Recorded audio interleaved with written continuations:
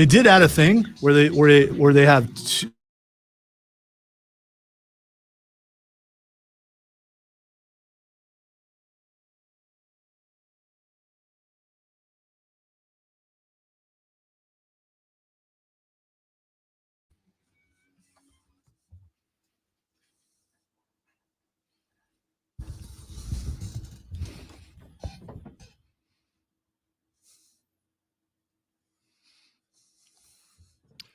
Intro music still goes hard, son.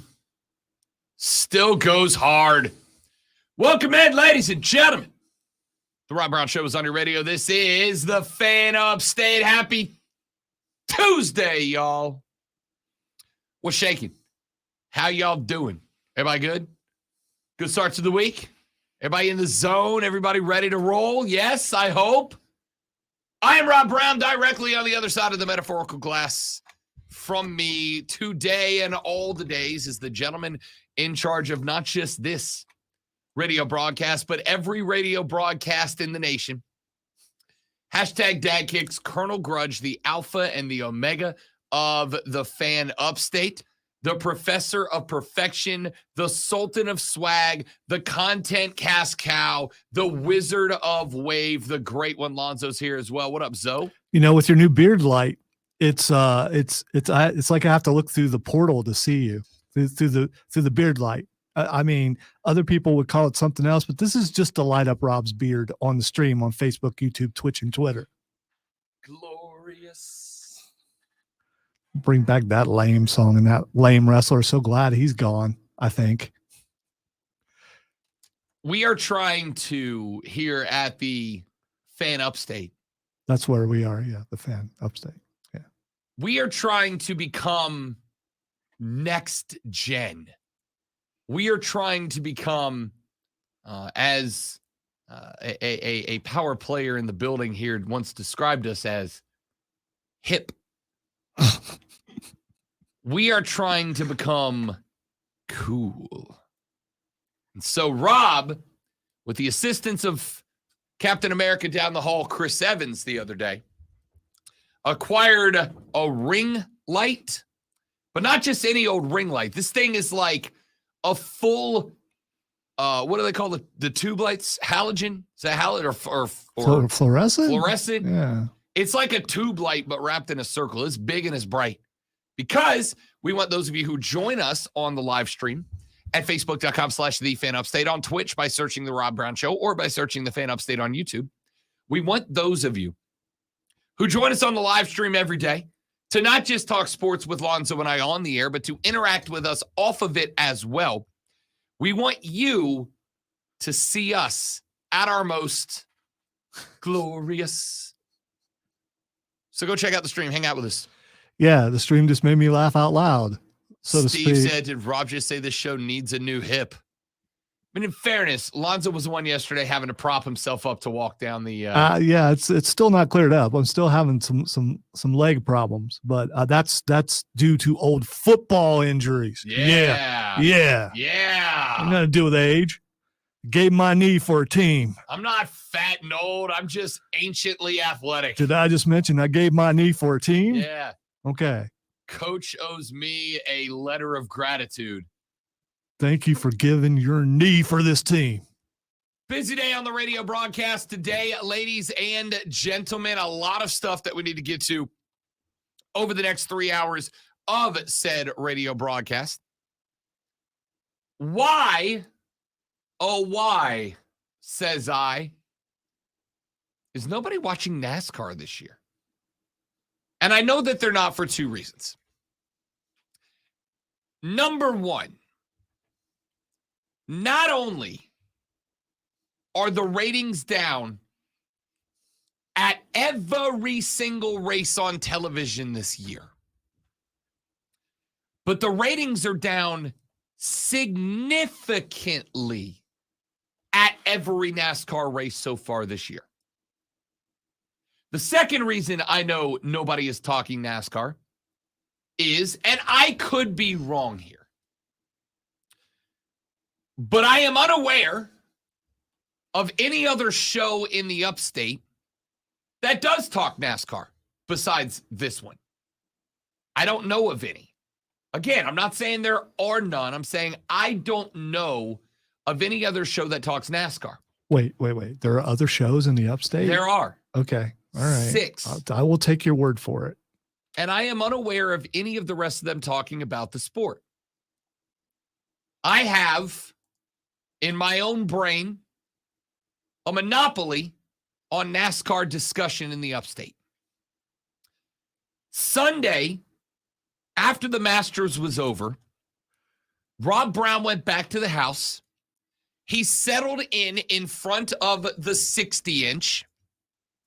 He clicked on over and watched the dirt race at Bristol Motor Speedway. It was a good race. There was drama.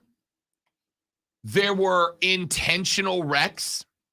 Michael McDowell, Alonzo, not once, but twice went full the transporter, spun the car 360, and then kept going. Car slid all the way around. He locked it back into drive, mashed the gas, and kept going. Done that on ice before. So it's a wonderful feeling, I'm sure. Have you ever done it at 98 with 32 other cars within inches of yours? Probably not. And that's not Maybe. a slight. That's just how badass that move was out of McDowell. So I sat there, I watched the entire race, start to finish. I came in here yesterday, and not once did it get brought up. You know why? Because we're this deep in the season and not a damn one of y'all has said anything about it. When was this race? Sunday evening. Okay. So was this going on during the Masters or after the Masters? It was over. It was after the It was Masters. like 30 okay. minutes after the Masters ended. Now, the coverage of the Masters was still coming to its conclusion as far as jackets and trophies and interviews at the cabin and all that. But the golf tournament itself was over. Now, it was up against some pretty good baseball games. And there is, especially in Braves country, I think, quite a bit of crossover between some baseball teams, of which I believe the Atlanta Braves are absolutely one, and NASCAR fans. But not that much, right? So here we are running a gimmick race. Gimmicks almost always work. Almost always work. Its ratings were down this year. Every NASCAR race ratings are down this year. Martinsville? Question mark. We'll find out. Daytona was down. Bristol was down. Richmond was down. They've all been down. Why? I'm going to address that coming up later on in the radio broadcast.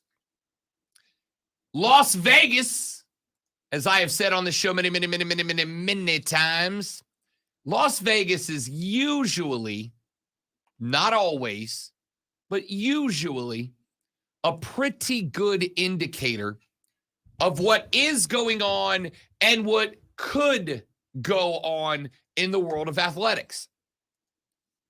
You can rest assured that almost any time Rob Brown gets asked to make a prognostication about the world of sports, the very first thing that I do is go check what Vegas has to say about it. Why? Because they, unlike anybody in this industry, have a financial interest in getting it right. In this industry, frankly, it doesn't matter if you get it right or wrong as long as you are entertaining while you do. In Vegas, getting it wrong can cost the house millions of dollars. They don't want to do that. Well, there has been some movement in Vegas regarding who will be the number one overall draft pick in the NFL draft, of which we are 16 days away. And that movement did not go unnoticed by yours truly yesterday, as I have been checking it every day. And the reason why is because yesterday I started to put together the 2023 Rob Brown Show mock draft. I will put together the first 31 picks. Keep in mind, there are only 31 picks in this year's first round because the Miami Dolphins lost theirs. Can you do me a quick favor, though? If you are going to put Anthony Richardson as number one, you let me know because you can take the day off. I am taking that day off. I got a bunch of them. I will take that day off. I respect that. I can tell you that I made the first 3 selections of the Rob Brown Show 2023 National Football League mock draft yesterday, Lonzo, and Anthony Richardson is not the first pick. All right? Okay. I told you yesterday I did not think Anthony Richardson would be the first pick. I will get all my short songs ready. I told you yesterday I understood why there was a conversation happening about Anthony Richardson as potentially the first pick, primarily by Frank Reich. But I do not think that he will be the first pick. The first 3 picks of the Rob Brown Show 2023 mock draft are in. Actually, I should say the first 4 picks are in. I got a surprise move with a trade up to number 3 for a quarterback. I got 3 quarterbacks off the board, 1, 2, 3. Guess what that means happens at number 4? The 4th quarterback comes off the board. So now it's just a matter of who goes where. And I'll give you those 4 picks coming up later on in the radio broadcast. Guess who's in the news today, baby? Oh, not my best Dickie V effort. Not my best Dick Vitale. Dick Vitale's in the news. Why? Because Dick Vitale has a problem with the transfer.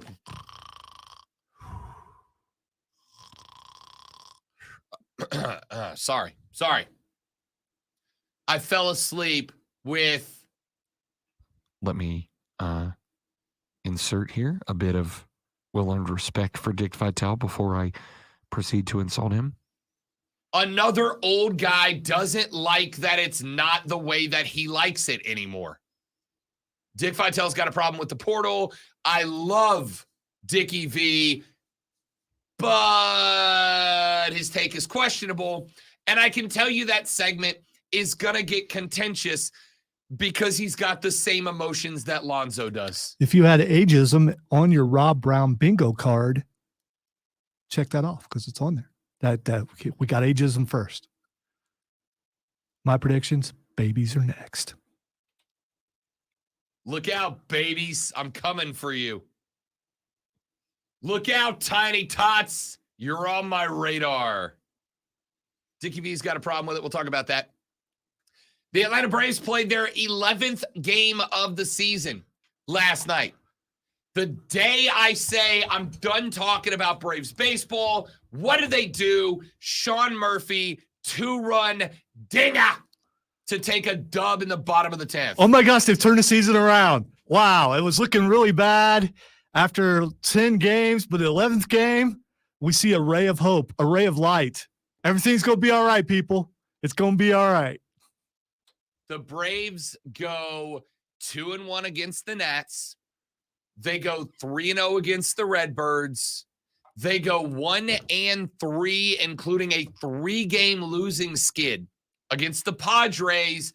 Then last night, the Cincinnati Reds come to town. And in game number 1, the Bravos walk off the Reds in a late night thriller as Sean Murphy goes 2-run dinger to win that thing.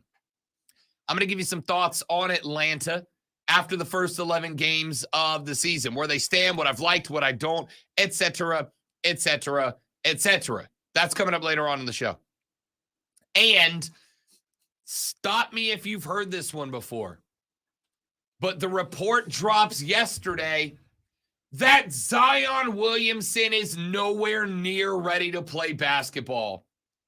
The Pels will have to win 2 to get into the postseason. Why?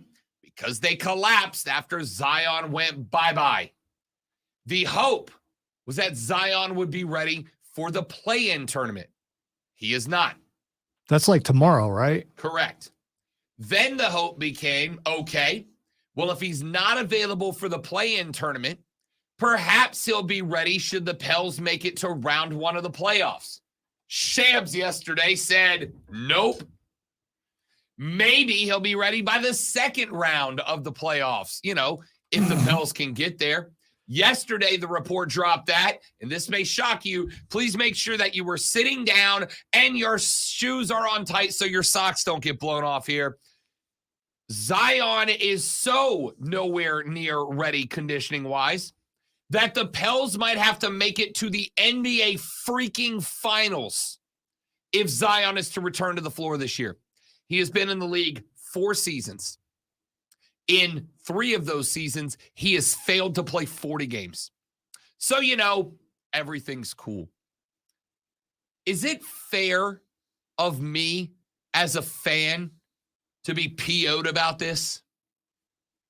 Would it be PO'd or P'd O? Oh, I don't want to say it that way. PO'd about this. And if so, who? Like, do I have, is it a training staff? Is it a medical staff? Is it the team? Is it Z himself? Do I have any way of knowing? I'm having an existential crisis because I see the writing on the wall.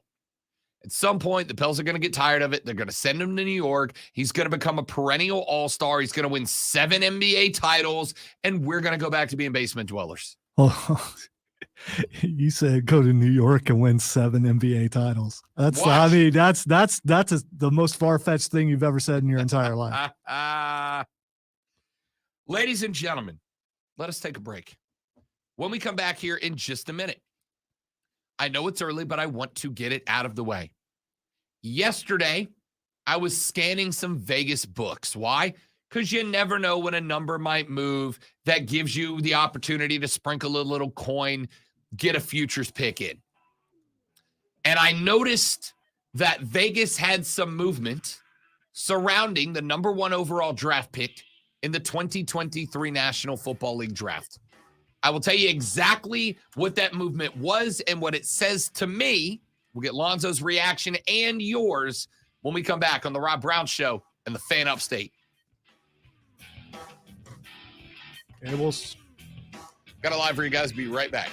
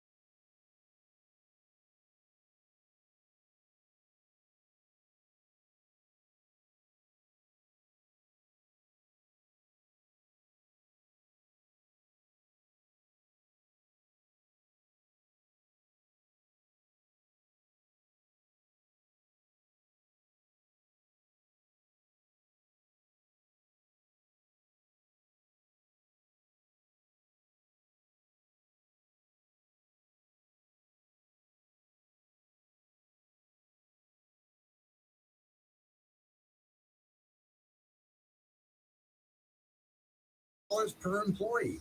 Businesses of all types. All right, let's get through some of these things, and then Rob will come in and do the same exact thing that I'm doing. So, I mean, well, yeah, first of all, I need to go turn that light out like I promised.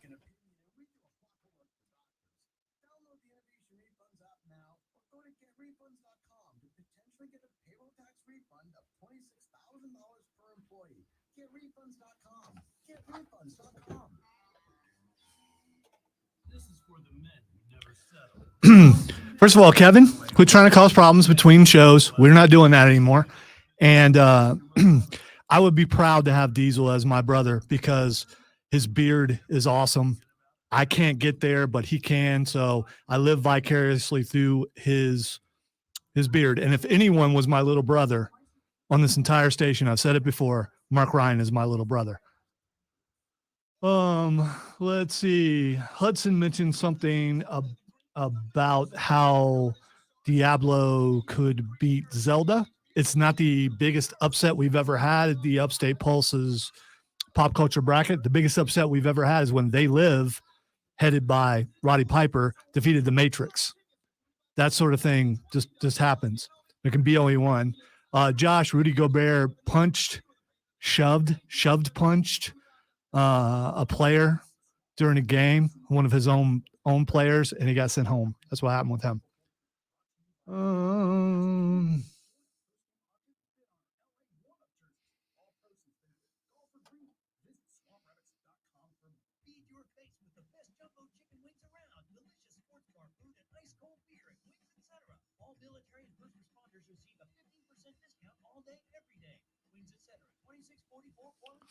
Okay, Steven, I don't get what that is because I don't get a chance to listen to that other show because I'm working elsewhere in the building, and then I go home. Keep trying, guys.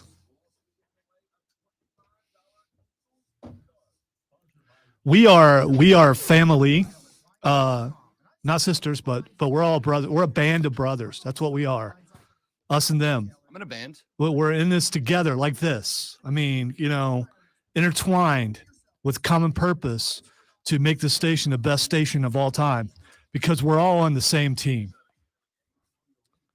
So a couple of years ago, Luke, I started a Rob Brown Show Discord channel, and it went okay for a little while, but it kind of died off a little bit, and I'm considering bringing it back. But I'm not going to bring it back unless I'm going to get some participation in it, to be honest with you. I'm not doing it unless you guys show up. Yeah. Gosh. I got precious free time. Yeah, he's got like 37 jobs. Yeah. Speaking of, opening day for the drive. I'll be on the mic tonight at Ford Field.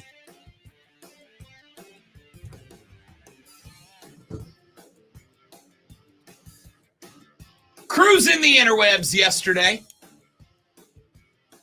And a habit of old Rob Brown's is to occasionally check in on the Vegas books. Did you say old Rob Brown? That's what you said, old Rob Brown. Yeah. And it hurts. I like to check in on the Vegas books and just see what movement is taking place, right? Because every now and then you can snag a good futures bet that maybe gives you a couple of points back here and there. If you get it at the right time, you can build a 2-3 leg futures parlay that's got a big payout attached to it, whatever the case might be. So yesterday, I was perusing the Vegas books, and I saw something very interesting. Earlier this week, and by earlier this week, of course, I mean yesterday, we spent a good bit of time discussing the Carolina Panthers first-round draft pick. It is, of course, number 1 overall. The Panthers are the only team in the National Football League that can guarantee that the guy that they want will be available for them. I also said this is the most high-pressure draft pick maybe ever for the Panthers. They have to get this one right. Not just because getting it right means they have found the quarterback of the future.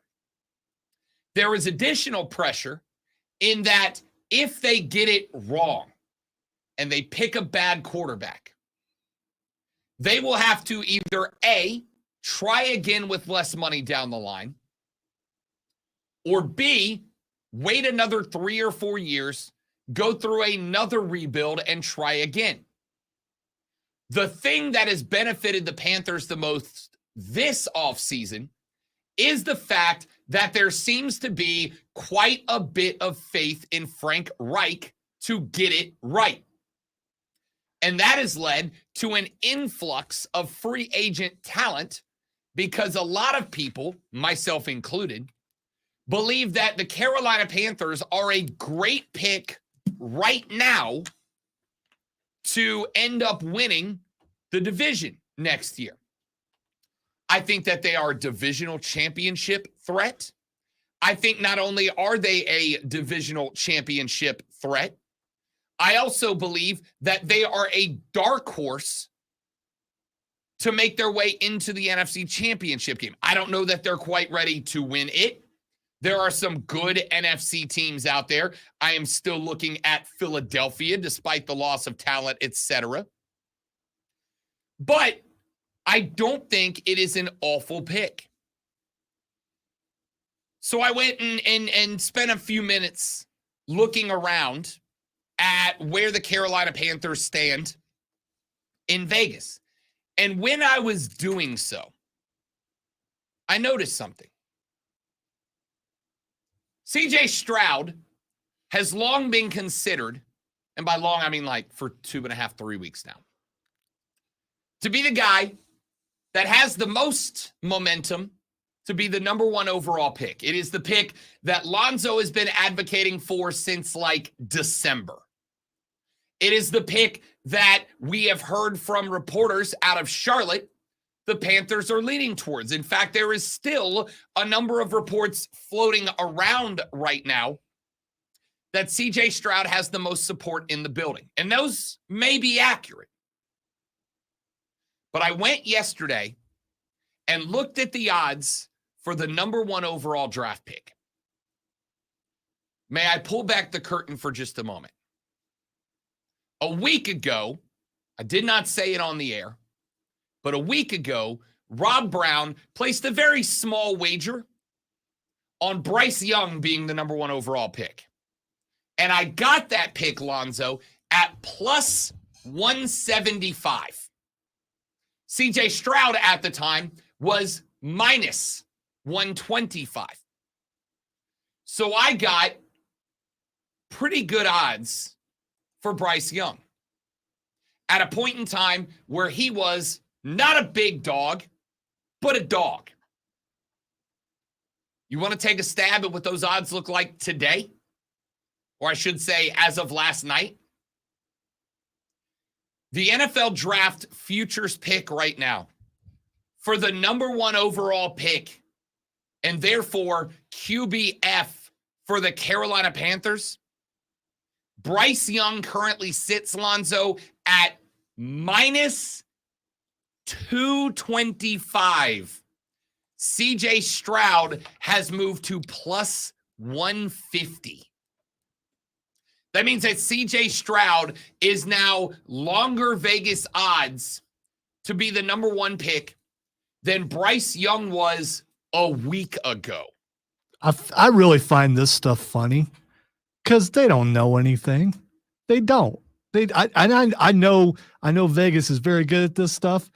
No one knows what the Panthers are going to do except for the Panthers. They're going to make one of 2 choices. They're either going to pick Bryce Young or they're going to pick CJ Stroud. I believe they're going to pick CJ Stroud. And I think these are just people talking. You know what I heard, even though they didn't hear it, because they want to shift things around. And you can do that. Yeah, absolutely. You can do that. I started a rumor, and the rumor suddenly is that the Panthers are down on CJ Stroud. They're definitely going for Bryce Young. A source told me that. And let me tell you this, Rob, the Panthers are going to take CJ Stroud. You just heard it from a source. Yeah, I am your source. They're going to take CJ Stroud. I know just as much as Vegas does about who they're going to pick. I love you like a brother. No, the hell you don't. All right? Respectfully. When it comes to when it comes to this, yes, I do. Other stuff, I get it. But when it comes to the number 1 pick, yeah, they don't know. They do not know. So, If I So said, I hope you don't lose that much money. You said you just put a little money in there. I put, So, hey, yeah. So here's the thing. I put money on BY when he was plus money. If Bryce Young is the number 1 overall draft pick, Rob Brown is going to win 75 cents to every dollar that he bet. If I put the same money down today, I would win like pennies to the dollar on the bets that I made for the same guy. They have swung him from a, what was it, plus 175 underdog to a minus 225 favorite. That is a massive swing. Massive swing. And a swing just comes from people talking. And those people don't know what they're talking about. It's just the experts talking, and the experts know about as much as you and I do. And they're just looking at the wind is blowing this way today. It's Bryce Young. I respect your desire to manipulate CJ Stroud into being a Panther. I do. Hey, I said all along they needed to trade up for it, and they listened because they listened did. to the show and they sure did it. do. Yeah, I mean, They you know, sure do. and I'm not the only one who believes they should take CJ Stroud. Here's the reality. I'm curious to see if Rashad Beard has wavered on that because I don't believe he has. Rashad will join us on Friday this week. He will be returning from his work trip on Thursday, so he will join us on Friday. We'll talk with him about it then. It is very easy. Like I said a minute ago, in our industry, our job is not to be right or wrong. It helps when we're right, but our job is not to be right or wrong. Our job is to be compelling, interesting, entertaining. Vegas's job is to be right. That's it. If you are entertaining as hell in Vegas, setting lines, but you lose the house a bunch of money, you don't have a job anymore, right? Their job is to be right. Now, that's not to say they always get it right. How well did they do in March? I'm curious. Again, there is a massive difference between 68 teams playing in a chaotic cross-country environment versus one of these two guys is going to be the pick. And we got to make sure we set the lines to get 50% of the money to fall even on both of them. By the way, I'm not anti-Vegas, and I get that they're more accurate than they're not. But when it comes to this, they don't know anything. How could they? Tell me how they could know. There's a bunch of reasons. Not the least of which is, yes, we would all there's two elements to this part of the conversation. Number one is, as Hudson said on the live stream a second ago, it's my favorite phrase to use in the offseason, smoke screen season. Teams are throwing up smoke screens left and right. As you have pointed out. Which is why you bring in an Anthony Richardson. As you have pointed out, Zoe, there's only one team that doesn't need to throw up a smokescreen. There's nothing that anyone else can do to impact what the Panthers do, with one exception. The only way, or the only reason that the Panthers would put up a smokescreen would be that they they plan on trading backwards. They plan on dropping from 1 to 4, switching with Indy and taking Anthony Richardson or Will Levis there. I don't think any of us believe that that is going to be the move, right? Because it's too big of a gamble that you would get stuck with, I eat bananas with the peel on Will Levis. I stir mayo into my coffee, Will Levis. These are real things, by the way. No. Go to YouTube and just type in Will Levis eats banana. That's not as disturbing as the mayonnaise in the coffee. And he stirs mayo into his coffee. So we don't drink coffee, but Correct. I'm maybe mayonnaise makes it taste better. I don't know. There's not much that you can do to make coffee taste worse, subjectively to me, but I got to think that's up there. And I'm a mayo fan, but it's like anything else. There are just some places that some foods, even the perfect foods, don't And go. all you people making fun of Mahomes putting ketchup on steak. Sounds a little bit more normal now, doesn't it? At least he don't put mayonnaise in his coffee. That's still bad. It's just not as bad. The only reason the Panthers would throw up a smokescreen would be if they planned on trading back, but I don't believe that any of us believe that that is going to be the case. The second thing that you would like to believe, you would like to trust in, is that the Carolina Panthers are a leak-proof organization. And I don't mean that in the adult diaper discussion. I mean that in terms of there's nobody in the office who is having a conversation outside of the office about who is the dude. But here is the reality. No organization is completely leak-proof. NFL Network just tweeted, "Hey Panthers, who are you picking first? Asking for some friends." There you go. So they're asking for us. Yeah, So they're listening. yeah. I'm sure. Somewhere, Mike Tannenbaum is tuned into the show right now. I'm sure. No organization is leak-proof. No matter how important it is for them to be so, information finds its way through closed doors. Inherently, it finds its way through closed doors. All of us have been in a situation where coworker A said something to coworker B in confidence about coworker C, and inevitably it gets back to them. Somebody has too much whiskey at the bar. Somebody believes that they can trust somebody that they can't, whatever the case might be. And Vegas makes its money by having all those little birdies whispering. Vegas makes its money by being Varys from Game of Thrones, by having little birdies everywhere that get information and fly it back to Varys. That's what they do. So I am not saying that there is no chance that Bryce Young is the guy. I'm not saying that it is a guarantee that he is. I'm saying that there's a reason, and it's not just we like drama. Vegas does not love drama. Because you know what drama does? It makes lines wrong. Drama is when a dog beats the line. Drama is when a favorite does not. That's drama. That's what we tune in for, right? We tune in because the plus 250 underdog wins the game against the minus 325 favorites that they're not expected to.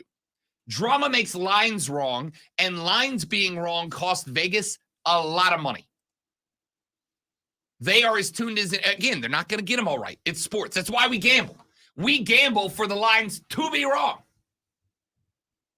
When I do Bet for the Cycle this Saturday from noon to 4 with Cody Decker and Hate Nass Mario, available on the BetQL Network live, Cody and I get on the call about 30 minutes before the show starts. And you know what our conversation is? We go through every game that day. We go through every prop that day. And we circle where we think the line is wrong. Because wrong lines make money. And so Vegas does not just make up a line for drama. That's bad for business. There are some businesses that you can make things up and you get eyeballs and ear holes, and that's good for you. Vegas is not one of those industries. So the fact that Bryce Young did not go from like even money or minus 110, right? You'll see a lot of lines where two equal picks are both minus 110. That's Vegas's service fee. Bryce Young went from plus 175 to minus 225. That's not a small adjustment. That's the line got stood on its head because somebody in Charlotte said something. Somebody in C-Town said something to somebody that made it back to Varys in Vegas. And they went, okay. All right. And it's not just that Bryce went from plus 175 to minus 225. It's that CJ went from minus 175 to plus 150. I'm not going to guarantee anything, Lonzo, because that's not what I do. Well, Bryce Young's going to be a Carolina Panther next year. Scratch that. This year. Not buying it. I'm not. You haven't said anything to convince me. You haven't put anything out there other than Vegas thinks so to convince me. And I don't put all my confidence in that. Again, if this line went from Bryce Young plus 175 to Bryce Young minus 110, it wouldn't jump out at me quite as much.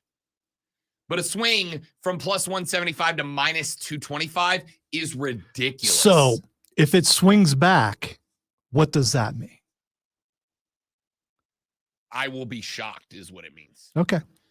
Like I said, if it went 175 plus 175 to minus 110, I'd go, okay, that's a feel. But this is a huge swing. So if a bunch of people jump in and bet that Bryce Young is going to be number one now because they see the swing and CJ Stroud is actually the pick, Vegas wins, right? No, because likely what you would have there is CJ Stroud and his line going up means there's going to be less. It's just moving the money around. What I'm saying, if the lines stay the way they are right now and a bunch of people jump in and go, okay, Bryce Young's going to get picked, and then CJ Stroud is the one picked, who wins? The goal is this. I'm going to answer your question. Okay. I'm just going to take the roundabout way to get there. Vegas wins if they can set the lines where half the money comes in on Stroud and half the money comes in on Young. That's their victory. We want it split down the middle. Can bettors influence the line? Abso-freaking-lutely they can, right? And if there is, and there might be, an influx of cash on CJ Stroud today. Let's say half the country puts 80% of the bets today on CJ. They go, whoa, plus 150. That's plus money. I'm getting 50 cents back on every dollar I bet.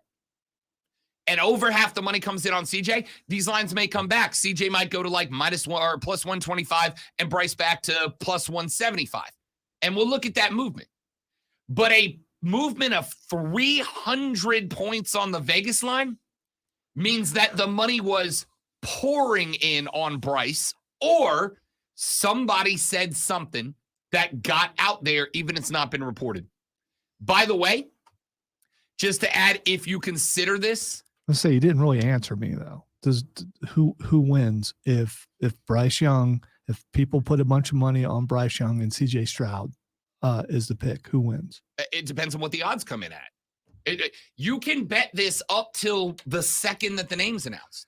Right? I'm just a simple guy who wants a simple answer. Yeah, but to me, Vegas wins, and I could be wrong, but you're not really answering me. So I mean, I am answering you. You just don't like you're answering me in vagaries and things like that. Vegas Reese.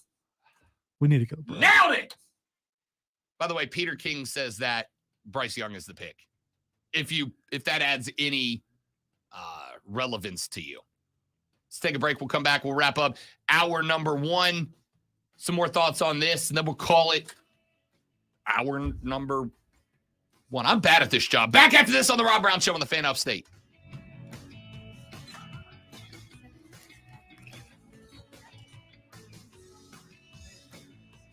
I already turned it. I know. Okay.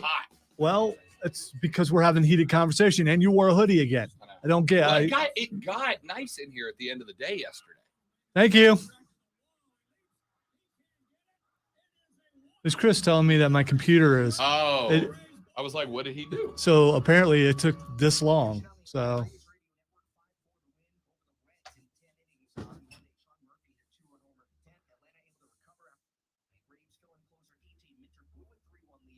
What the heck was that?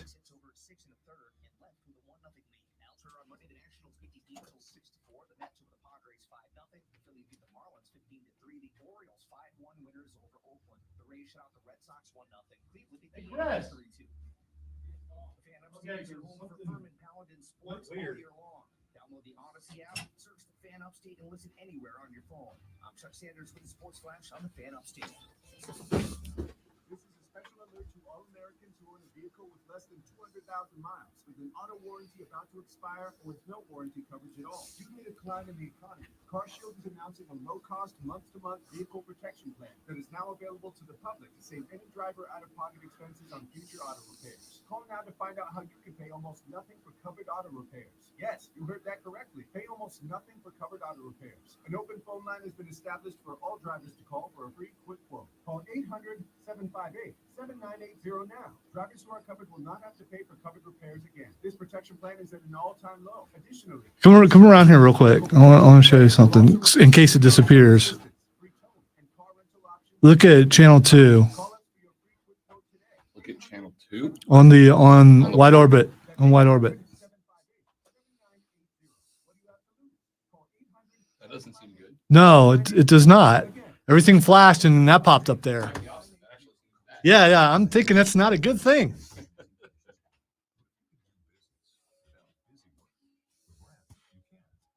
I just want to make sure that I have a witness. So if when engineering pops in here and goes, I don't see anything because it suddenly disappears, they will not, at least have someone else who saw it.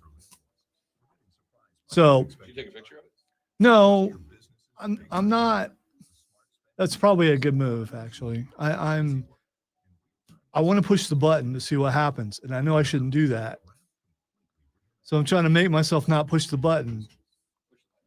I'm not going to push the button. I am not pushing the button. Push it. Actually, I don't think anything will happen. Push the button.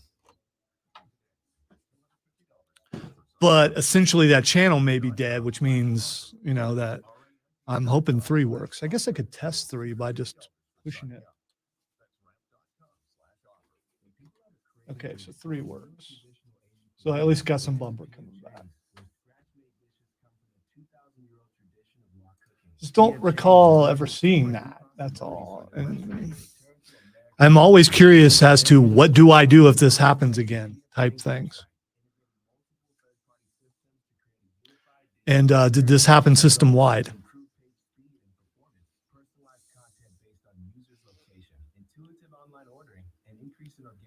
I think there's someone present in almost all the studios, maybe. So I wonder if it's on that way in all the studios. Then. that's why I'm saying, well, if it's something that could have messed up automation somewhere, but I don't know what's automated unless the block is automated. All the morning shows are still on for another 10 minutes. So.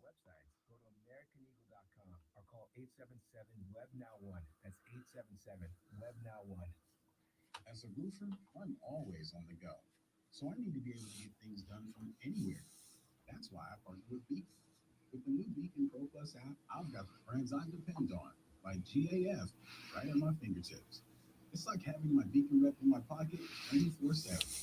I rely on Beacon because I never stop building, and neither do they. Now from June, purchase through Beacon Pro Plus and earn up to $1,500. Beacon, always building. Kelly Blue Book is the one-stop shop for pricing, fixing, selling, and instant cash offering. Instant cash offer is exactly what it sounds like. An official offer to buy or trade your car. Just enter your VIN or license plate, answer a few questions about your car's history, and what kind of condition it's in. In minutes, you'll receive an offer to sell or trade your car. No, it was I disparaged Vegas, so they sent out a signal that messed with the system. That's what it was. Because Vegas always knows, apparently. Daggum Vegas.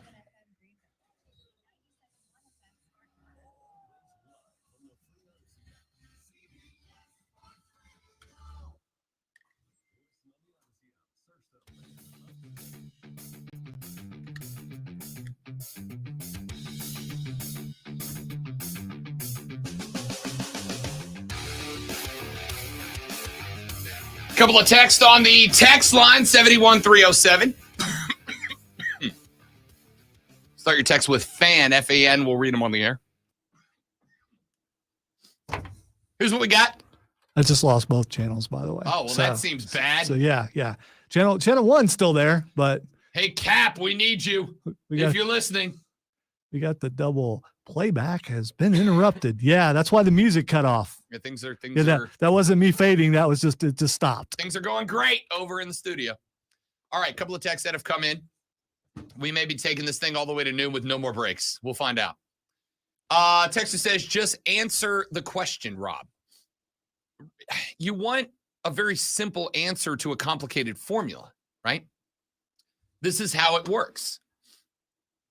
Vegas wants half the money to come in on Bryce, half the money on CJ, because those are the two dudes that are likely to go number one overall. It wouldn't hurt them to trick a handful of people into taking somebody like Richardson or Levis, right? You put some sprinkle on Levis. Now, that doesn't mean Vegas knows what's going to happen. That's why we have the mantra, that's why we play the game, right? Vegas's job when 82 teams play is to get you to look at an underdog and go, they're likely not going to win, but it's worth putting some money down at those odds in case there's an upset. And vice versa. This team is likely going to win, but it's worth putting some money down just in case. This is the same thing, just with two guys instead of two teams playing each other. They can't guarantee that Bryce or CJ is going to be the dude. They just want half the money to come in one, half on the other, so that if it ends up being CJ Stroud, the money offsets, right? If the payout is bigger on that amount of money, they want that money coming in to be there to replace it. So it's not just that simple. That's not how setting lines works. But with a 300-ish point jump or 250-point jump, somebody said something. Texters, Dan the Superfan Man said on the text line, I think it is if this, then this plan for draft day. There is no way they have already decided, #keep pounding. I don't know if there's a way to know that they have already decided. I suspect they have not. I agree. But it doesn't mean they don't have a heavy lean. And it doesn't mean they haven't decided, right? They may have already decided, but Bryce is showing up in Charlotte today for a 2-day meeting. These odds jumped before that meeting started. There's something important. There's something important to that. Texture said, well, Will Levis is a doofus. Everyone knows Duke's goes in coffee and regular mayo goes in hot tea. Jeez. I worry about you people. Texture said, as much as I hate it, Zoe is right. The Panthers should take the Buckeye. Bama quarterbacks don't ever make it. And we got a couple of NASCAR texts. We'll address that when we come back on the Rob Brown Show in the Fan Upstate.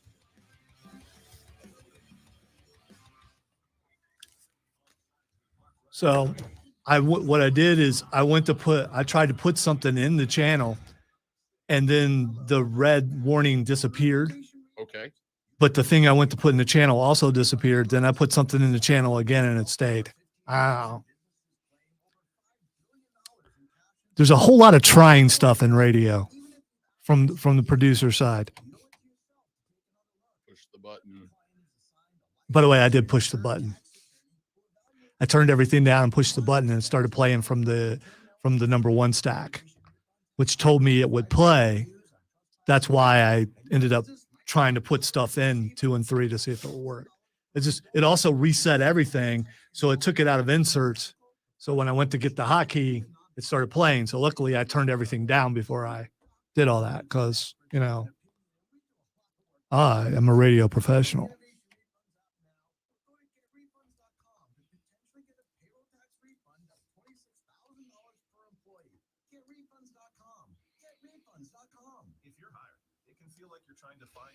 I think the most angry I've ever seen Rob get is just a couple minutes ago when I disparaged Vegas. It's not disparaging Vegas. Vegas owns you. It's, They own you. You're in their pocket, or whatever that says. Yeah, they're paying you. I wish. That'd be nice. Well, they couldn't pay you too much because that would be obvious, and it's like an informant. You just pay them just enough. You don't pay them too much. I learned that on one of them NCISs or something. One of them NCISs. One of them. I'm a big law and order guy. Specifically SVU. ZipRecruiter.com/RADIO. ZipRecruiter.com/radio. ZipRecruiter, the smartest way to I don't like the ripped out of today's headlines. Yeah, I already know what happened in real life. Why do I need to watch that on show? I don't. That's it. By the way, he would probably be okay with that title.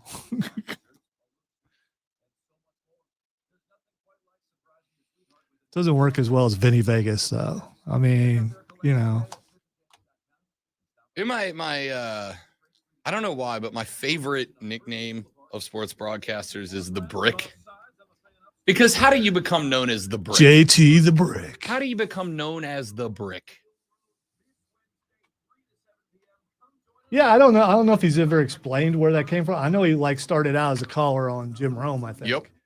But I mean, was he that guy who threw bricks through windows as a young delinquent? I don't know.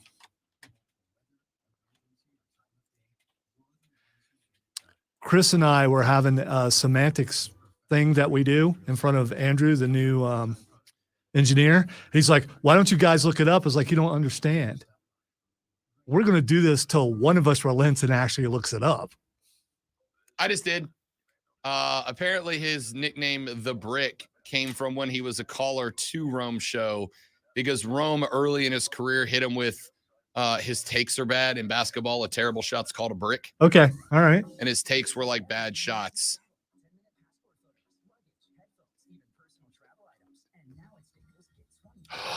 The audacity. The Eagles are at the White House today. I, for one, am outraged. They're losers. Why? They're I don't get this. Why bring the Apparently, they loser were in? there this weekend for Easter weekend. Personally, I think if you ever lose anything, you're a loser and should not be celebrated. See, you're being sarcastic, but so they're going against tradition. I would never. Where the winner shows up. So what's the point of winning? As long as you play in a game, you get a prize. You get to go to the White House. Good for you.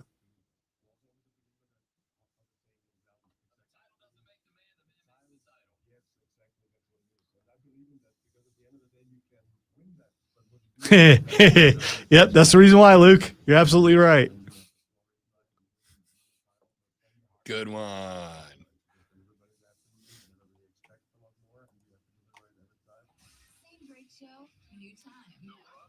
So there's a wrestling RPG that's about to drop called WrestleQuest. WrestleQuest. So it's an RPG, but professional. No, I got you.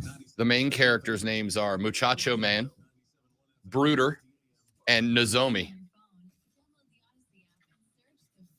And I just absolutely put in to be alerted when it becomes available for my cell phone device. Because Muchacho Man, if he is- looks like Macho Man, does. yeah, they're gonna get in trouble for that if they didn't get permission. I mean, that's a name, image, likeness type thing. I'm just We saying. hate name, image, and likeness. Yeah, well.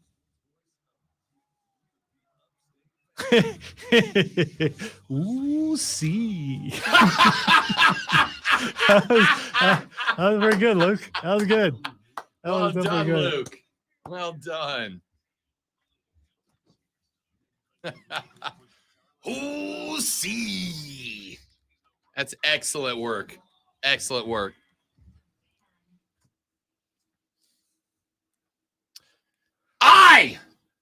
Ladies and gentlemen, am outraged this morning. Why am I outraged? I said I was sorry, man. No, I'm over you. Okay. I've moved on. I am outraged, ladies and gentlemen, because this weekend, the Philadelphia Eagles were at the White House.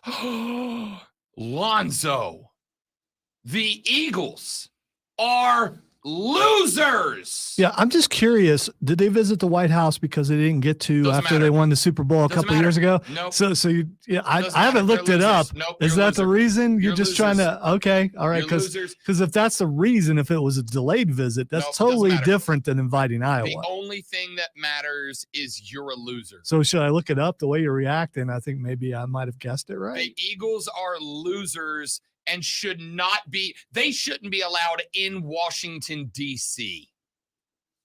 Hell, they should get kicked out of America. Let's face it, this there's not a- participation trophy BS is just too much. He started to go southern there, then he remembered where he was. There are not a lot of winners in Washington, D.C. already. So, I mean, maybe they fit right in.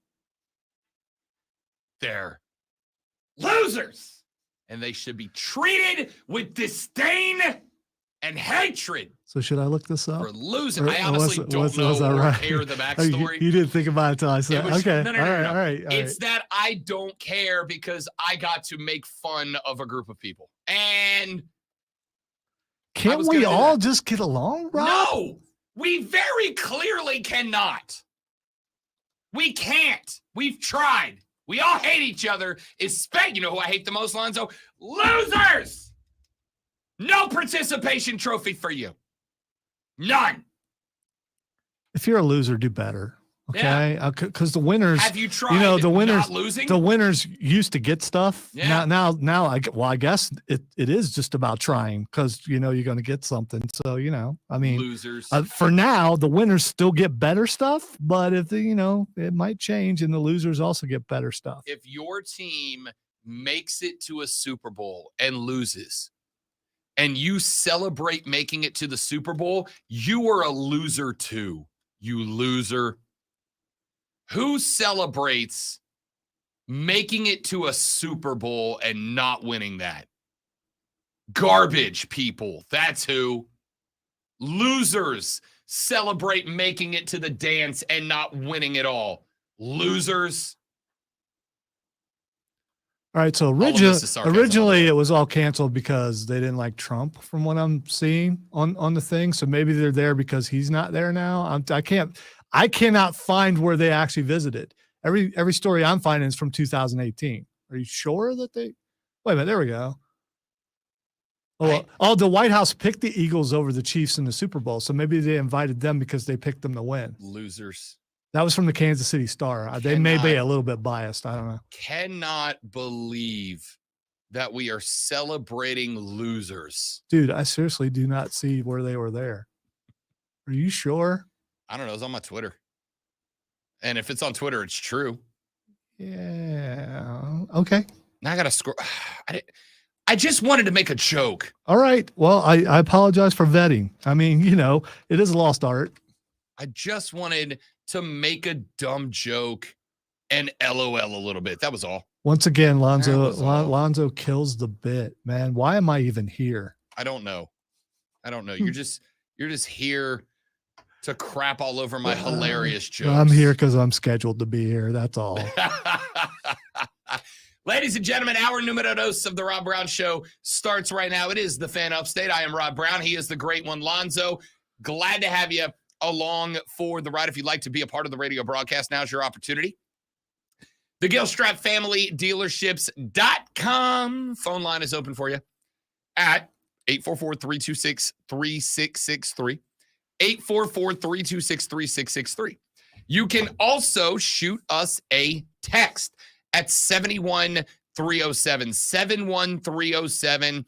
Start your text with FAN, F-A-N, FAN, and we will read them on the air.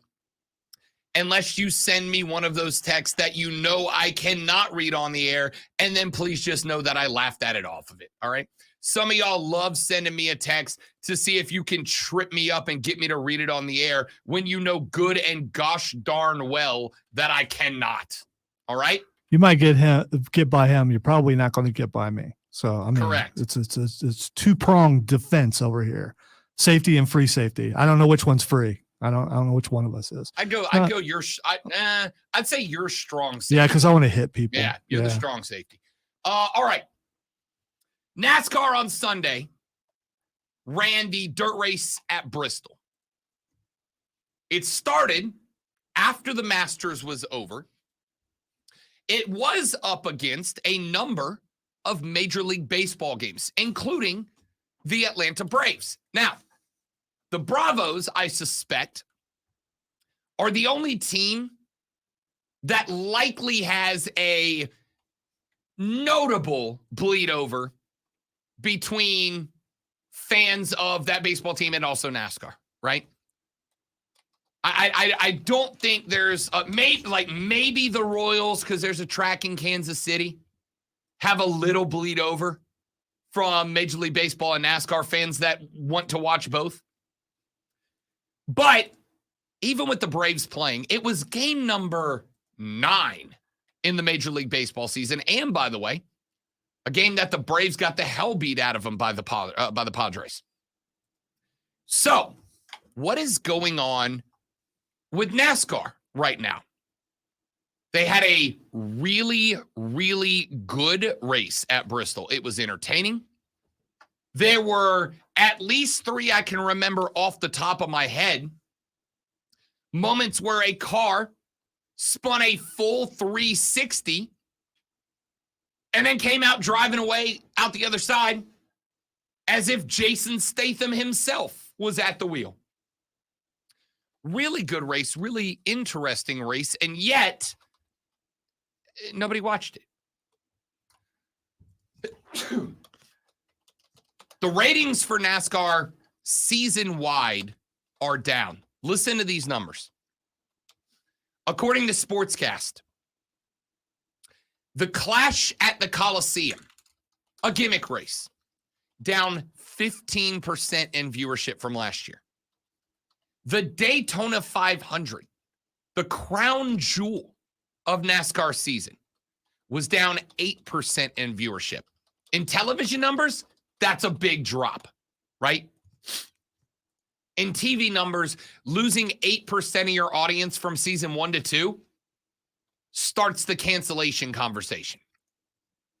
The Auto Club race, down 6%. Las Vegas, down 12%. Phoenix, an interesting race because there are no other tracks quite like it, down 15%. Atlanta, down 15%. The Circuit of the Americas, down 16%. And Richmond, the race at Richmond, one of NASCAR's classic races, was down 42%. That's an insane number. That's a ridiculous number. And my question is, why? Now, Richmond was interesting in that last year it was on Fox. This year it was on FS1. FS1 by default is going to get you lower ratings. It's a less accessible and less well-known network. But 41% of the audience went away. What is going on with this? Now, the Bristol race, I don't know what those numbers look like yet. They're not out. They should be out probably today. But the trend so far is that every race is down. Bristol on dirt is a race unlike any other race on the circuit, right? It is unlike any other race on the circuit. But if it follows the trend, it'll be down from last year as well. And I'm not going to be surprised by that. Last year was the first year on dirt, if I recall correctly, in a long time for the top tier circuit. So last year was going to have a bonus of having the first time gimmick. It's like when a wrestler goes away for an injury for a while and they come back. Everybody's going to tune in to see, is there a gimmick change? Were they a face turned heel, a heel turned face? We all want to see what it looks like when they make the return. The second time they come out, it's not quite as compelling. So we'll see what it looks like. But the numbers are way down. And I'm very curious as to why. I got a few theories on it. The first theory I have is that, and I say this with all the respect that I can muster, the broadcast booths are not entertaining. They're just not. They're bland. I like Mike Joy, but Mike Joy has kind of become angry grandpa this year.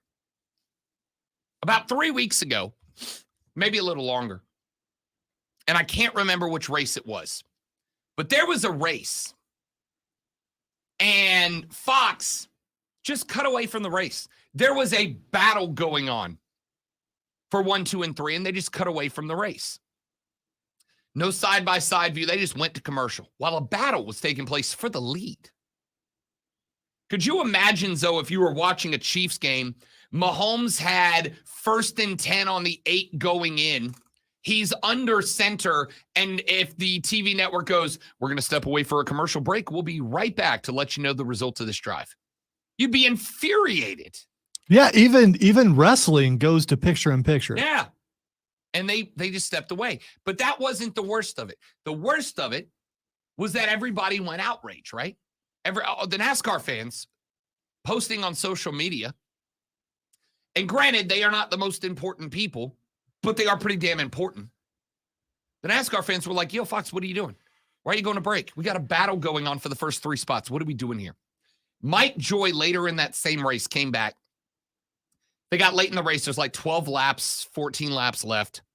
They go to commercial, and Joy says something to the effect, and I'm paraphrasing, but he said something to the effect of, and this is our last break. So all you outraged keyboard warriors out there, don't worry. We won't interrupt your race again to pay the bills after this. And it's like, I don't necessarily know that the group you want to go after are the people that are on social, trying to get other people interested in your product. Probably not the best play. The second angle of the box is they're just not that interesting. I like Jeff Gordon a lot.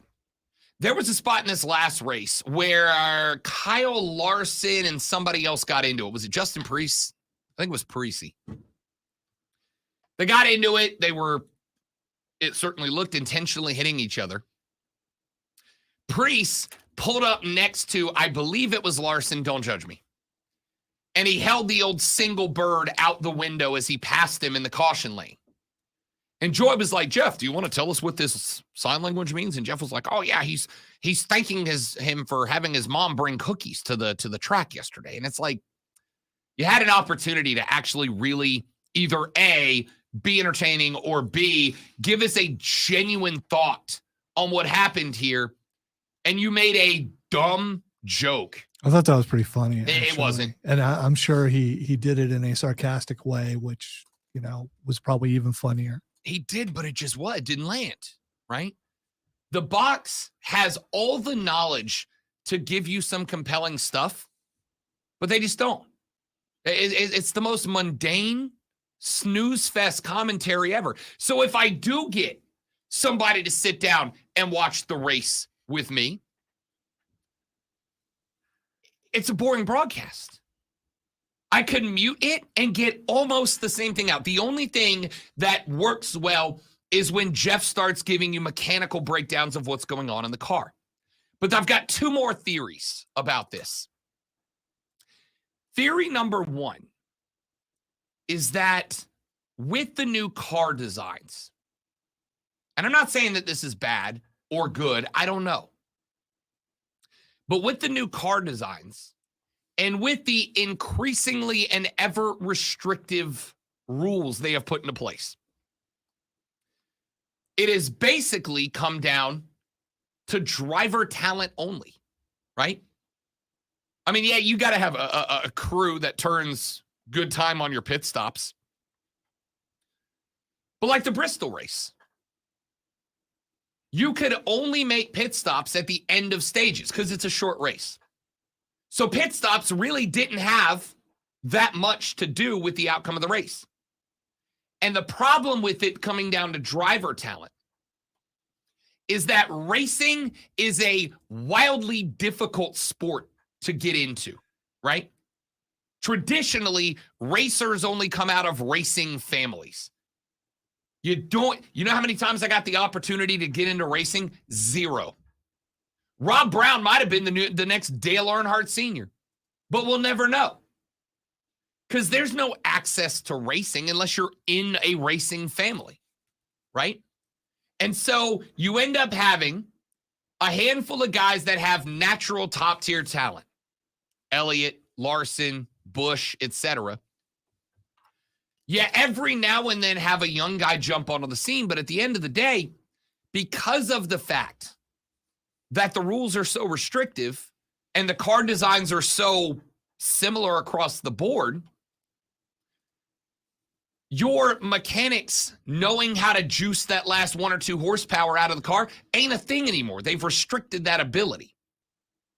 So either you cheat and you get caught, or you don't, and it just comes down to everybody's on the exact same equipment, top to bottom. So it comes down to driver talent, and there ain't but a couple of guys that have elite caliber talent. You add into the fact that so many of the tracks are uniform tracks. Cookie cutter tri-oval tracks where the race gets spread out and nothing happens. You got all these things together and it becomes boring. My third theory is this, and it might be the most controversial theory that I have on this whole thing. We'll find out. The third theory I have is this. Remember a couple of years when the Kaepernick thing happened in the NFL? And you had a particular demographic of people that said, I'm never watching the NFL again. Do you remember what happens to the NFL's ratings? They fell a couple of points initially, and then not only did they rebound, but they went to record high numbers. The NBA, same situation. Never watching the NBA again. NBA's numbers fell temporarily. The NBA's numbers are back up to where they were pre-pandemic. They're not great, but they're back where they were pre-pandemic. Now, if you are a conservative who got mad at Kaepernick, at the BLM style protests, or whatever you want to call them at the NBA, NASCAR over the last couple of years has gotten shockingly, in my opinion, shockingly into those discussions, into those spaces. You had all the support for Bubba Wallace a couple of years ago. You had NASCAR ban the Confederate battle flag at their tracks, right? And while you have had, for instance, what was it, 2016? You had NASCAR drivers driving cars sponsored by the Trump campaign, right? The Trump 2016 campaign. So it's been open. But as far as the sport itself, they've gotten into those conversations that happen in other sports. The difference is that with the NBA, your audience is every bit as progressive as it is conservative politically. With the NFL, your audience is every bit as progressive, if not more, than they are conservative. It's not that way in NASCAR. NASCAR's demographic skews largely conservative.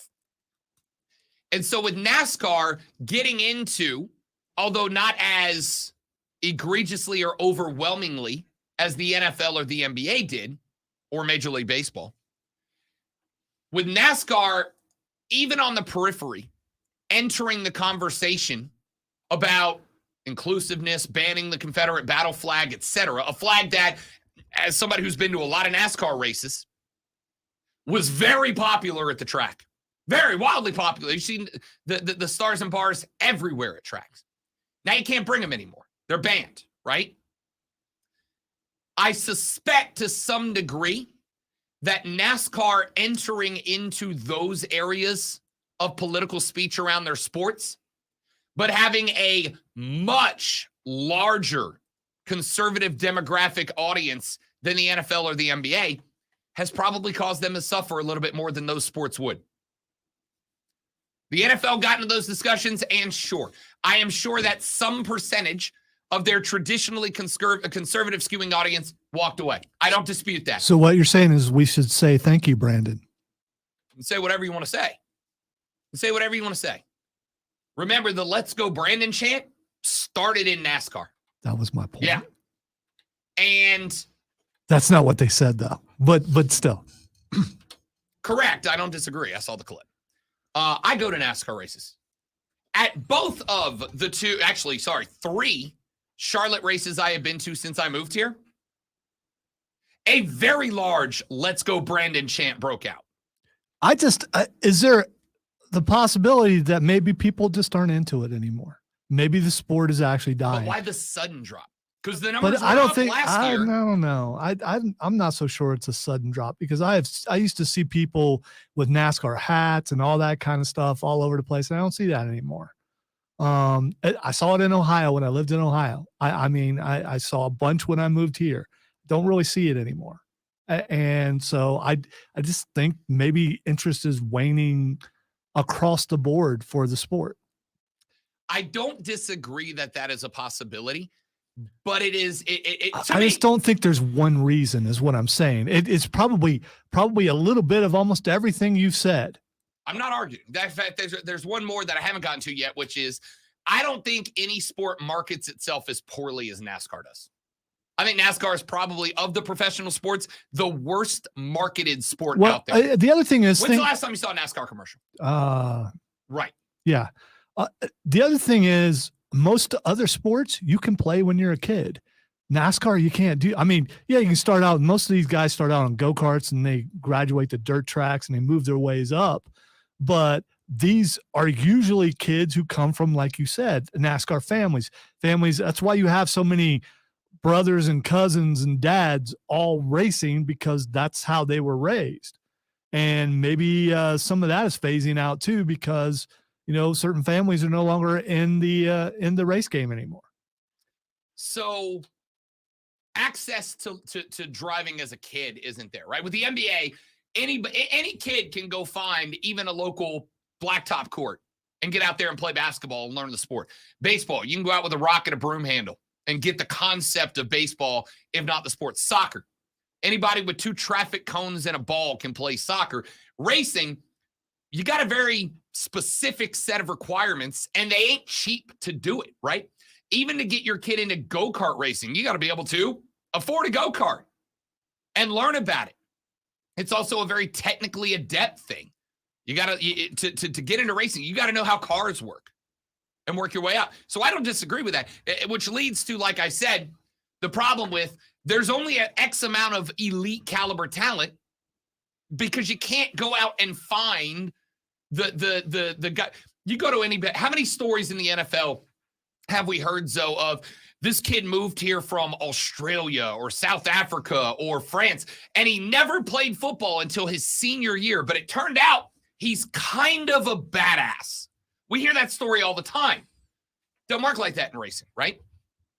So I agree with you. I think it's a combination of all of these different elements, but I also do think that NASCAR has suffered more than the NFL, than Major League Baseball, than the NBA, by entering these conversations about progressive politics when their demographic is so much more conservative skewing than any of the other ones.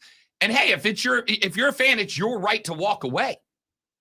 And I wonder if NASCAR puts any stock into that, right? But hey, the numbers are down. They have stayed down. Let's take a break. We'll come back here in just a minute. I've got the stream chat popped off about NASCAR. How about that? So did the text line. We'll talk about it when we come back on the Rob Brown Show in the Fan Upstate.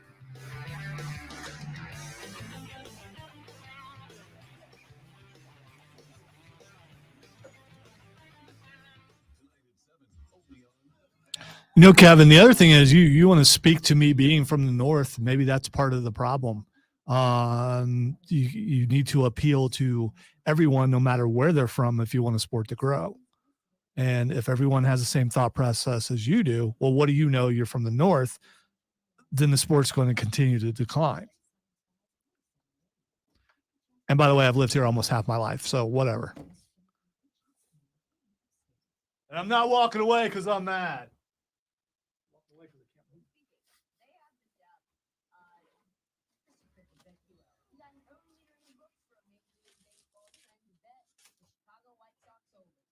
All right, let's see. I'm locked out of my email, by the way. I cannot get in. So, I mean, I'll let you know if anything important comes across. well, no, I'll just get a text. Fair enough. Why are you ignoring my email? Joey B said it's a double-edged sword because to lean the other way towards their fan base's general political beliefs would cost them advertising money, which is what really pays the bills. I'd say you're spot on, correct? Good take, Joey. Wish I would have thought of that during that segment. Good call. That's exactly correct. Kevin says every NASCAR race, anyone has the opportunity to qualify for each race. Right, but like, I'm not talking about their ability to qualify to actually get on the track. I'm talking about the ability to get into a ride to do so. There are limited rides out there, A, and B, with limited rides, it's also limited access to the sport itself, right?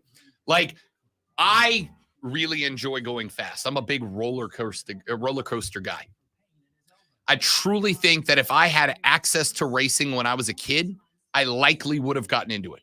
I love going fast. And when I was young and not so young, I love doing reckless, dumb things. I likely would have very much gotten into racing. But there was no access to it for me. There was no tracks around me. There were no go-kart races around me. The extent of my racing was going to, I forget the name, the track on Okaloosa Island and running in go-karts that maxed out at 14 miles an hour against my friends on spring break. Like, that was it. Joey B said, I literally needed a father who was an engineer and a mechanic to go do go-kart racing as a kid. Yeah, I didn't have that. My dad was one of the smartest guys I know. Took damn good care of my family. Didn't know the first thing about cars. Didn't know the first thing about cars. So guess what Rob Brown's knowledge is about combustion engines? Zero. Nothing. The extent of the knowledge I have about my car is that the alternator charges the battery. Like that, I feel proud that I know that. Okay? That's what I know. I never got the chance to get into that. It's just a hard it's just a hard sport to get into. And so who knows? Like I said, maybe Rob Brown would have been the LeBron James of NASCAR racing. We'll never know because I never got the chance to get into a ride, right? And I suspect that is more the norm than anything else.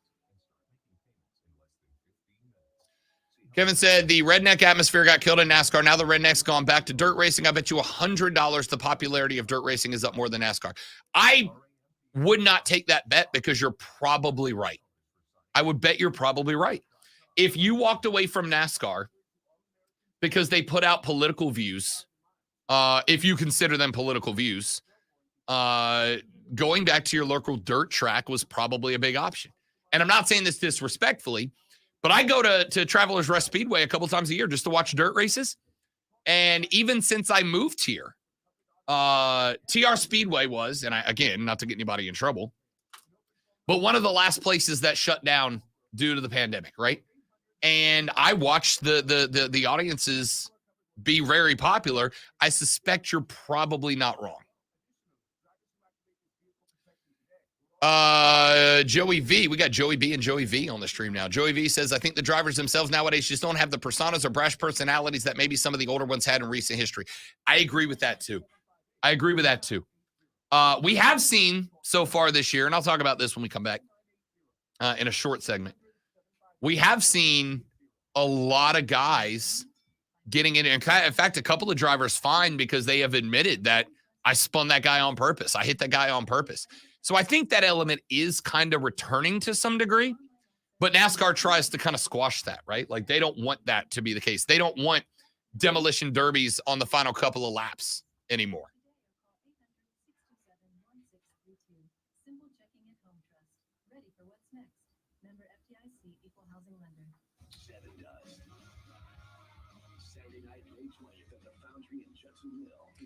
If NASCAR could somehow get both Pat McAfee and Rob Brown in the booth, they would do much better. That would be a producer's nightmare, I think. Sponsored by Corley Plumbing, Air and Electric. At Corley Plumbing, Air and Electric, we offer flexible scheduling to meet your needs. Call Corley Plumbing, Air and Electric today. No one has the promo skills of a Ricky Bobby. That's a fact. That's a fact. Here's the thing, Joe. Yeah, I mean, yeah. So I know that is there now. That's up by what? It's up by not Milligan. Where's I forget the name of the little town that's up there. But I didn't know that was a thing. And even if I did, that was a thing. Respectfully, like drag racing ain't it for me. I've tried. Drag racing doesn't do it for me. Racing does. I respect drag racing because that is a sport where it is about, do you know the car? Do you know how to juice the car to get the most out of it? But it didn't work for me.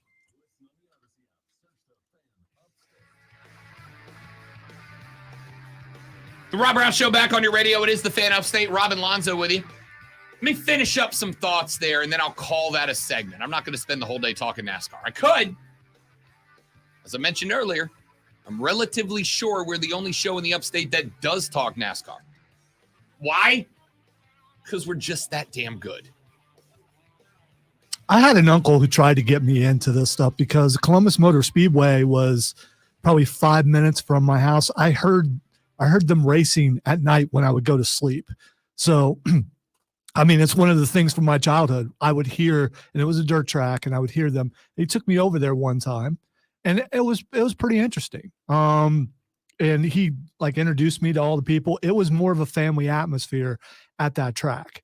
And I don't know if that's went away or not, because I think racing was more about family. Just like how people, when they take their entire family to a college football game, it's the same sort of atmosphere.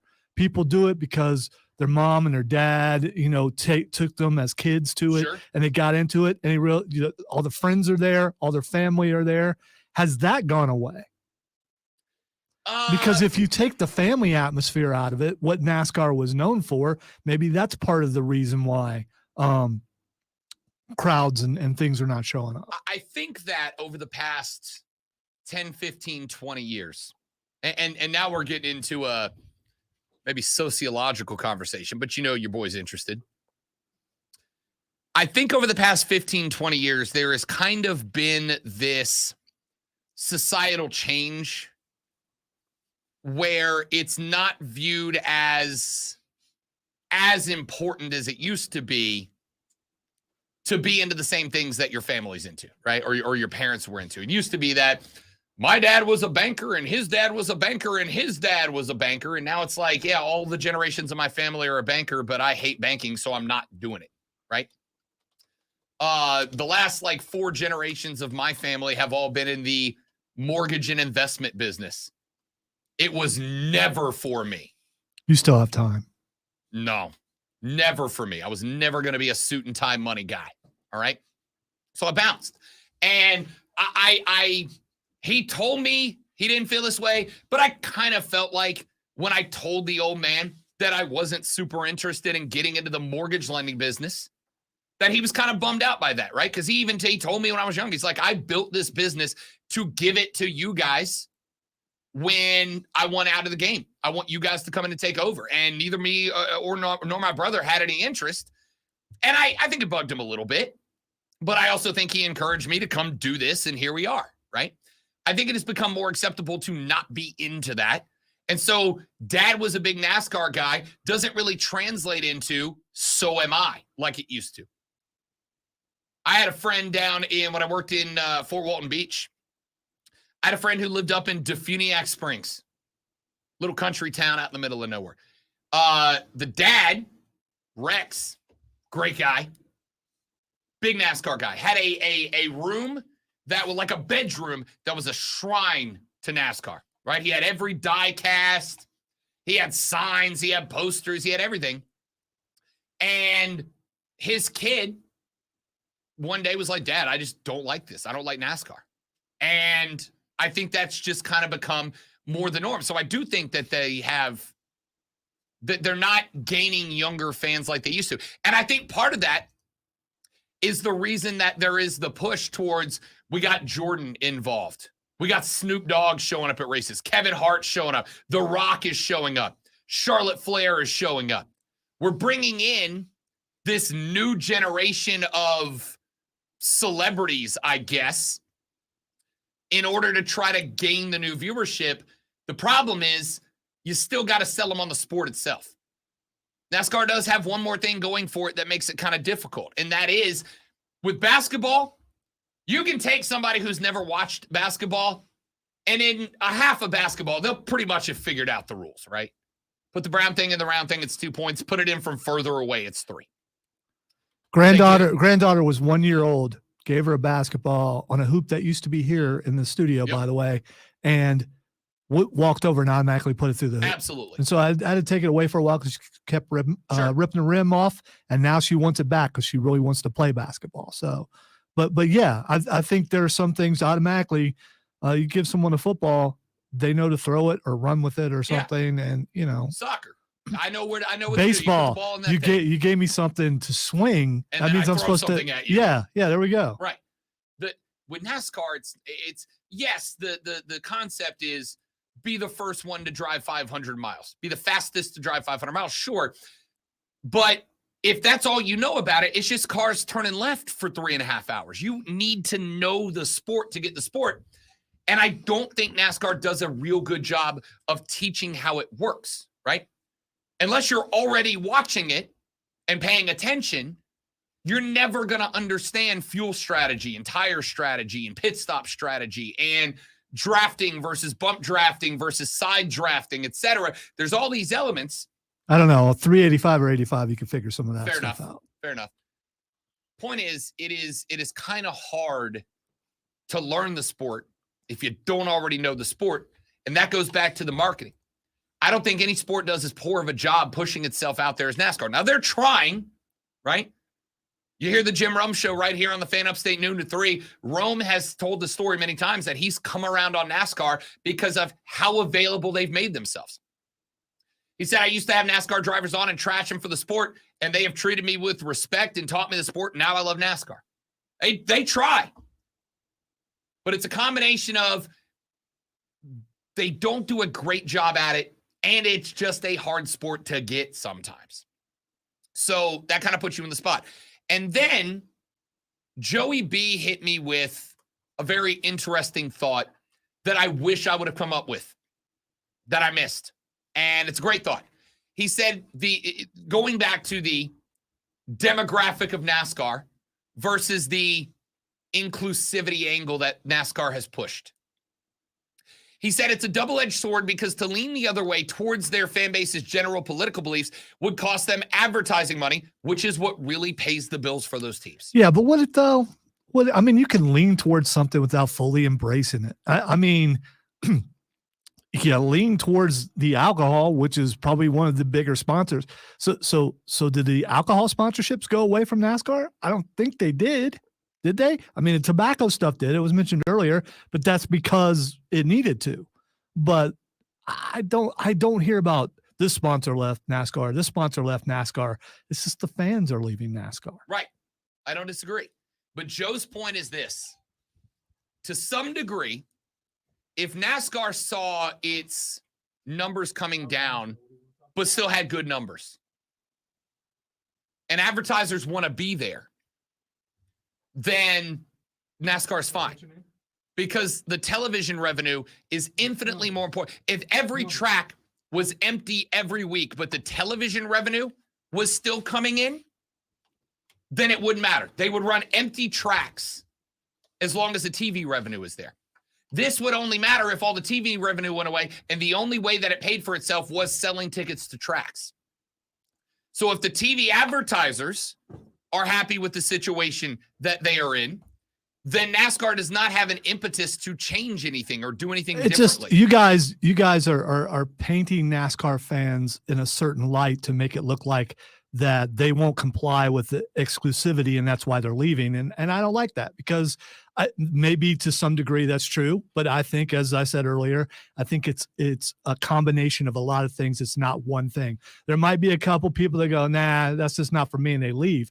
But you seem to be painting the entire fan base that way, and I think that's. For the record, I am the fan base. I think that's kind of dangerous. Do you agree or disagree that NASCAR's fan base skews more conservative than the NFL's or NBA's? I do not know, because here's the thing. I don't go to a sporting event and go, that guy looks like a Democrat. That guy looks like a socialist. That guy looks like a Republican. I don't do that. You know what I do?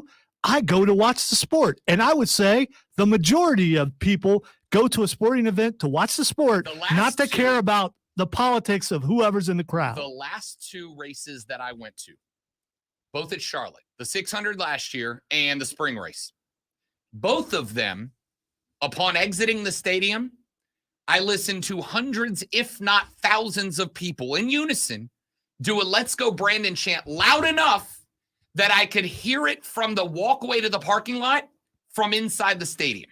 And Rob, you and I were present at AEW and WWE. When a chant starts, it doesn't matter what the chant is. Everyone chants it. So you can paint it as, well, everyone here is a Republican and they don't like Biden. Could be true, could be false. Just like everyone at AEW, obviously they love the Hangman Adam Page, which you can see this weekend, Saturday and Sunday at South Carolina Comic-Con. Check it out, Greenville Convention Center. Obviously, they loved him when he rode up in that EV car. I forget exactly what car it was, and we thought there's no way Luchasaurus could get in there. There were chants for him when he came out. Obviously, everybody in that crowd must be a fan of his because they all chanted. No, and it's a mob mentality, a crowd. When a chant starts, people participate.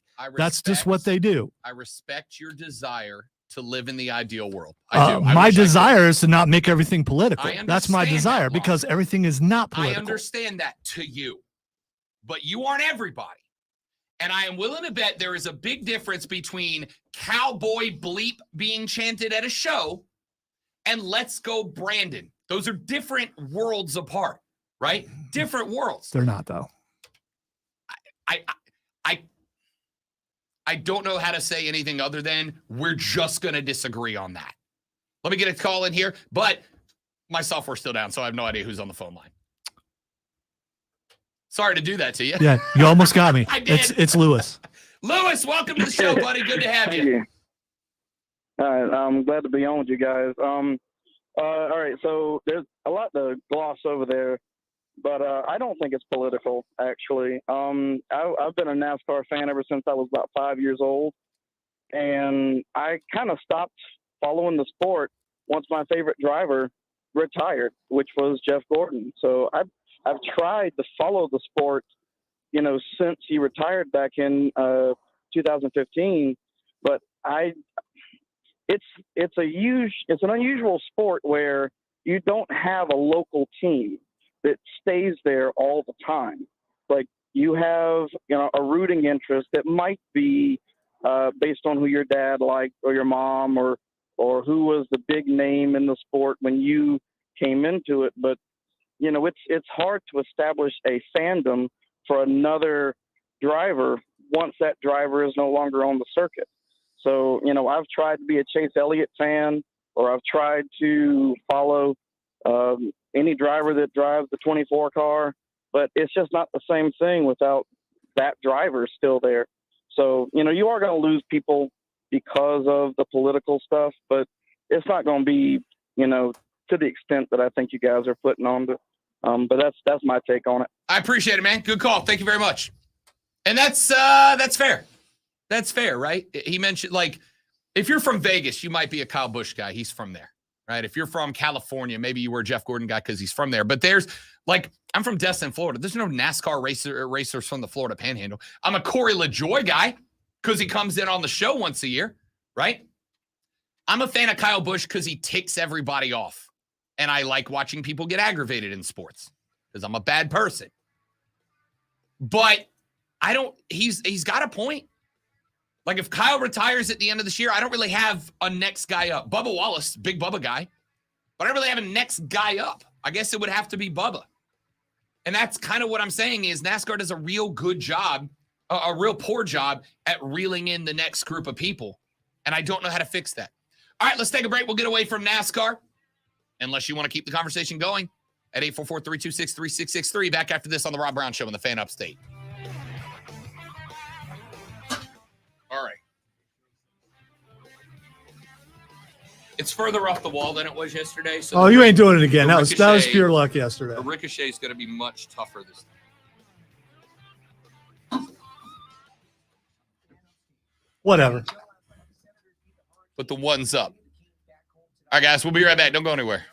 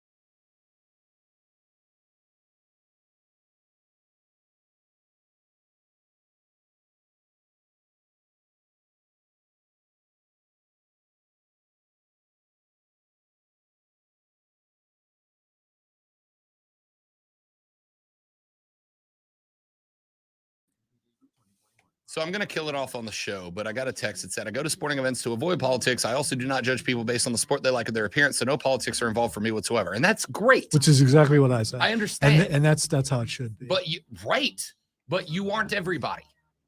I went to a I can now say we. You can say we because there's two of you. Right. I went to the race last year. There was a group of no less than 6 dudes in front of me that had shirts that just said F Joe Biden on them. Yeah. That is their personality. That's it, right? And I've seen the opposite way as well. There are people whose entire personality is bleep Trump. That's the only thing they have going for them, right? And those people bring that environment some people wear the shirt just because it has a curse word on it. Maybe so. Maybe so. But you could just wear a shirt that just had the cuss word on it, right? That's not what they did. So I, again, would love to live in the ideal world that you and that texter create around sports, but it's not real. Well, we'll never achieve it if you don't help us, Rob. But you being opposed to it doesn't. I'm not the one wearing bleep Biden and bleep well, Trump shirts yeah. into sporting events. Well, I wish I could live in that world. But as long as that world exists, I have to talk about it. no, not really.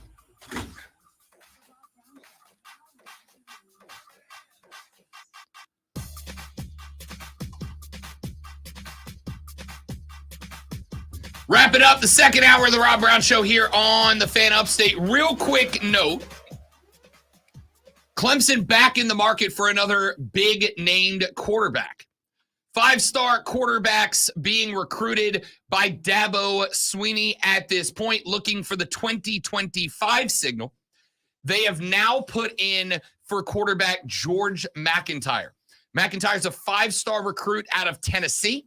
He has been a Tennessee lean for a couple of months now, but McIntyre recently visited Clemson and apparently had some very, very nice things to say. Dabo Swinney obviously has kind of made his mark at Clemson by recruiting top-tier quarterbacks at this point. We will see if Cade Klubnik falls into that group this year. McIntyre, 25 TDs to just 4 interceptions as a sophomore this year. His first true starting action at a higher level, is a standout player. He has gotten interest from Tennessee, where it has been largely projected he would ultimately end up. He is also going to be visiting Vanderbilt a couple of times this offseason, although we'll see if the doors land a 5-star quarterback. That would be very interesting. But Clemson is put in, and apparently McIntyre has been largely impressed by that. So just a bit of a recruiting. Well, if he's visiting Vanderbilt and Clemson, he's probably not going to Clemson. We'll see. We'll see. By the way, can I ask, does it bother you guys? And this is not a Clemson thing. This is just the way recruiting has gone. And I feel like I'm about to enter get off my lawn territory. Does it bother you? Yeah, I like that entire last segment wasn't part of that. It absolutely was not. Okay. It was a relevant discussion, topical, timely, evergreen. This, on the other hand, ain't. Does it bother anybody else, or is it just me, that the most recent recruiting fad is when guys come in on recruiting trips, the schools put them in the uniform top to bottom for a photo shoot before they sign with that school? Like, to me, I want you to come in, all the bells and whistles. We're going to give you the full luxury king treatment. We're going to make you feel like you own the campus, and that's all well and good. But for me, you should not be able to put on that tiger paw or that block C or that spear or that gator head or that you. You shouldn't be able to put that logo on until you are a part of it. You get some swag. I mean, you get that. Yeah, you want to give the guy a t-shirt, that's fine. Yeah, I mean, but putting on the helmet and the jersey, right? Yeah, like dressing like you're on the team when you have not committed to the team feels weird to me. I'm okay with it, like in the locker room, not out where there's because you do whole ass photos, right? Because you want the guy to go, see, this is what you're going to look like. How's that feel to be a part of this? I get that. But out of the vision of everybody else. I fall in line. Like, one of my favorite things is in spring. Like, our high school coach, when we played, you didn't get your sticker. I'm talking the logo sticker on the side of the hat. You didn't get that until you earned it in spring, right? Some guys didn't get out of spring with a logo. They had to earn it in fall. A couple of guys wouldn't get a logo before week 1. If you don't earn the C, the paw, whatever, you shouldn't have it on your helmet. That's just me. It's my get off my lawn moment of the day. Don't put the uniform and the helmet on the kid until the kid is part of the team. For one season until they decide to transfer out. Now, we have to take a break because there's some clouds outside I have to go yell at. Back after this on the Rob Brown Show on the Fan Upstate.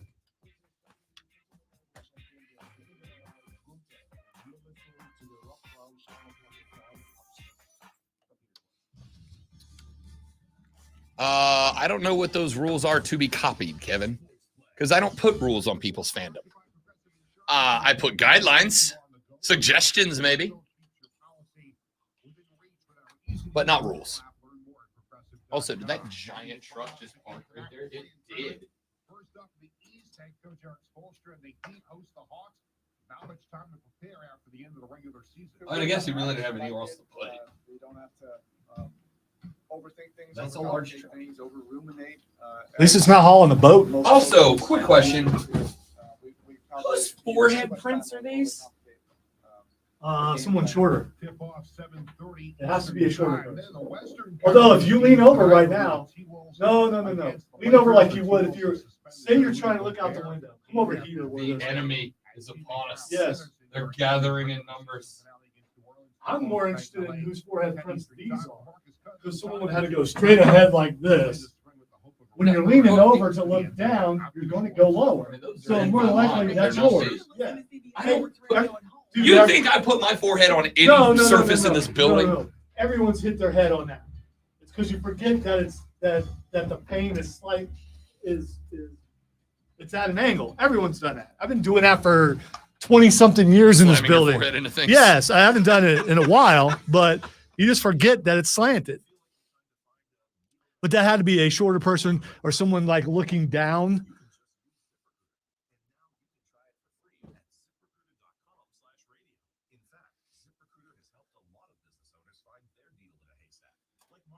Oh. Well, Trey, to answer that question is then they're no longer live. Correct. That's what I'm talking about. Don't put on the logo No, I was until you are part of answering. the team. I was answering Trey. He had a radio question. Because live reads they just sound live. Well, they are live, as opposed to recorded ones, which are recorded. And people pay extra for live Yep. reads Dirty little because you know what live reads do? They allow spontaneity and expansion, whereas a recorded commercial is finite. And It's also, I still either wanna- 60 or it's If 30. you're going to record a new one every day, you might as well just Yeah, do it. but live. it's more about spontaneity and the ability to expand on the product. You get more out of a live read than you do a recorded one. As O'Reilly said, bleep it, we'll do it live.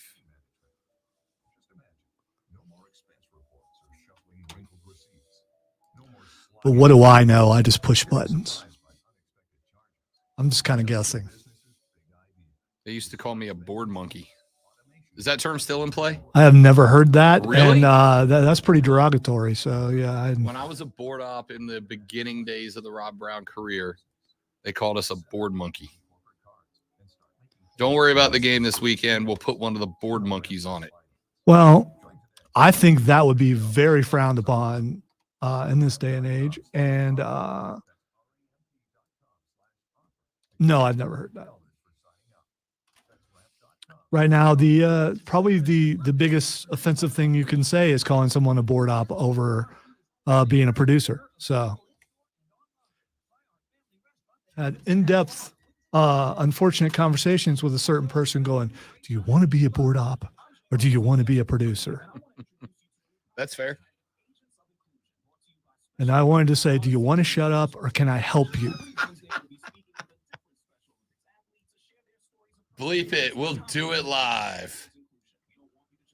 One of the internet's But the greatest ultimate is, all-time clips. don't talk down to me, kid. Go away. Kid. Which I can pretty much say to just about everybody here, except for the newsroom. Well, a couple of people in the newsroom. I went from the guy right in the middle as far as age-wise goes to now being one of the old guys. So it's good and bad. I mean, that means there was longevity.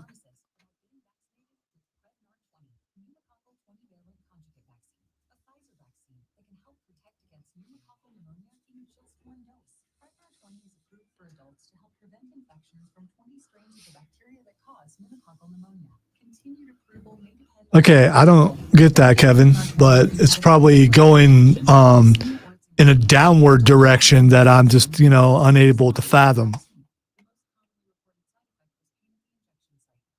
Get your mind out the gutter, man. You got to go there at least once per show, don't you? I guarantee you my brother doesn't have the interaction with you that I do. Because I love you, Kevin. I do.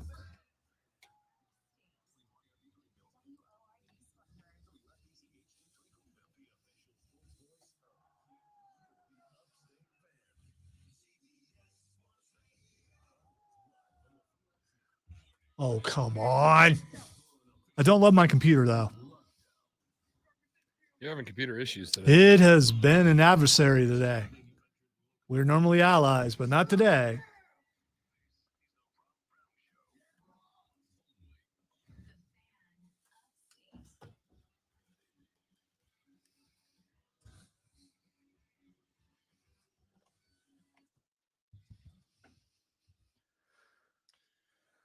The third, the final, the best, the money hour of the Rob Brown Show starts right now. Welcome back, ladies and gentlemen. It is lovely to have you along for the ride. This evening, just after 7 p.m., it is opening day for the Greenville Drive. They will be at home tonight, Floor Field. And Lonzo, guess who will be introducing? And by the way, specifically asked to do so with the old WWE ring announcer voice, your starting lineup for the Greenville Drive this evening. All I know, whoever that guy is, he's lucky because it is a beautiful day outside and a beautiful day to go take in a ball game and listen to that guy or girl, whoever it may be, doing those introductions. It's me, RB3. Let's go. Well done. Let's go. Very well done. See you guys tonight. If you are there, by the way, if you're there tonight, stop me, say hi. Please stop me, say hi. Not when he's introducing the team, though. Yeah, wait till I'm not yelling into a microphone. But like if I'm not, he probably wouldn't hear you anyway, but you could try. If I'm not actively yelling into the mic, come find me. Come say hi. Listen, I'm not suggesting this because I would never do that. Have you ever heard anyone being heckled while introducing a team before? I mean, it's a legitimate question. I can't recall, that ever happening. Really? Would you like to guess who's been heckled while introducing teams before? Really? You've been heckled while? Oh, yeah. Now, in why fairness, would did you bring that on? I knew the people. Okay. I was going to say, that's kind of messed up. I did it once a number of years ago for the Ice Flyers, the hockey team down in Pensacola. Now, hockey's like baseball. Traditionally, you don't have in right field wearing number 17, right? That's a hockey thing. But I was doing it for the Ice Flyers a couple of years ago. And for the hockey team, and if you've come to a Rabbits game, you've seen me do this. I'll walk out onto the ice to do it because I am an attention hog. I thought you were going with another word. I almost did. Thank you. I almost did, but then I realized you would have had you likely would have spun for the dump button. Subjective decision there. Yeah, I haven't dumped you in a while. It's been a minute. Yeah, I need to. I'm doing pretty good. I don't think I've been dumped in 23 yet, have I? Not that I recall. I don't think I've been dumped in 23 yet. We're good for almost, well, I guess for 3 full and a half a month now. I did it for an Ice Flyers game, and the little brother and his friends heckled me while I was doing starting lineups. So in fairness, I knew the guy, but not by anybody I don't know as of yet. Was your brother's hair down and just like doing sign of the devil while he was doing it?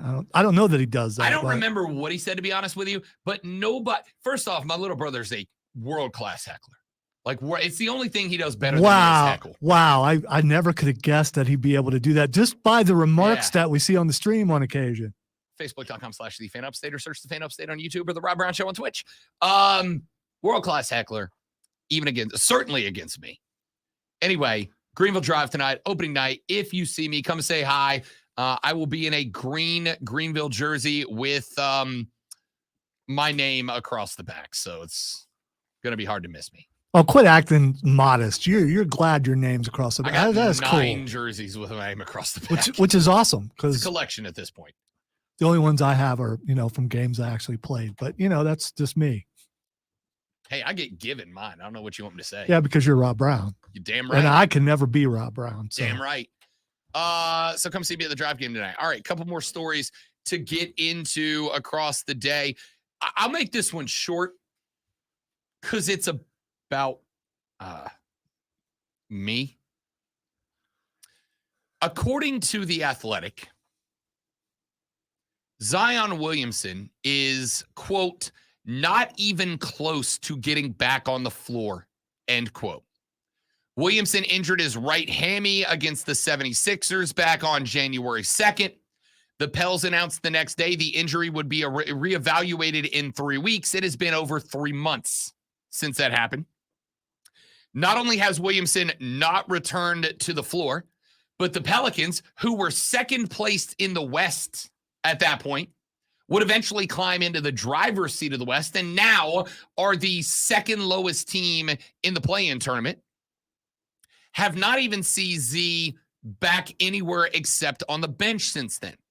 David Griffin announced last week that Williamson would not be in the play-in games. Shams Charania, I got to get better at his name. It blows me away every time. Said, quote, the hamstring might be close to heal, but from a conditioning perspective, he's not been able to bridge that gap. He looked like he was going to come back after 6 or 7 weeks. He suffers a re-aggravation, a re-injury. He's not able to do anything. From what I'm told, there's no expectation from the Pelicans that he will be on the floor at any point in the first round of the playoffs, end quote. So, I'm in this weird spot, Lonzo.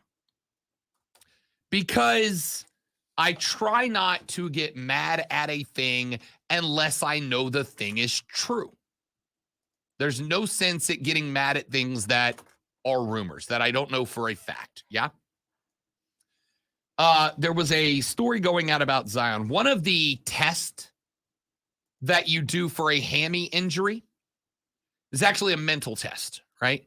Because it's one thing to be healed. It's another thing for your body not to be scared that it will get re-injured. And one of the tests, and I got told this by a friend of mine who's an orthopedic doctor, I guess, down in Pensacola. One of the tests that they will do for a torn hamstring, though, is they will lay you flat back on a table with your legs hanging off the end of the table. And they will have you kick your feet up, like up in the air above you, as hard as you can. And the test is less about can you actually kick your leg with full force upwards, so much as will your brain let you do it? Or mentally, are you still afraid of that hammy getting injured? Because if you're afraid of the hammy getting injured, you're going to be tentative. If you're tentative, you're actually more likely to re-aggravate the injury. And the report is that Zion completely failed that test. Like he would get close and then just could not get full extension on the leg. And that's a problem.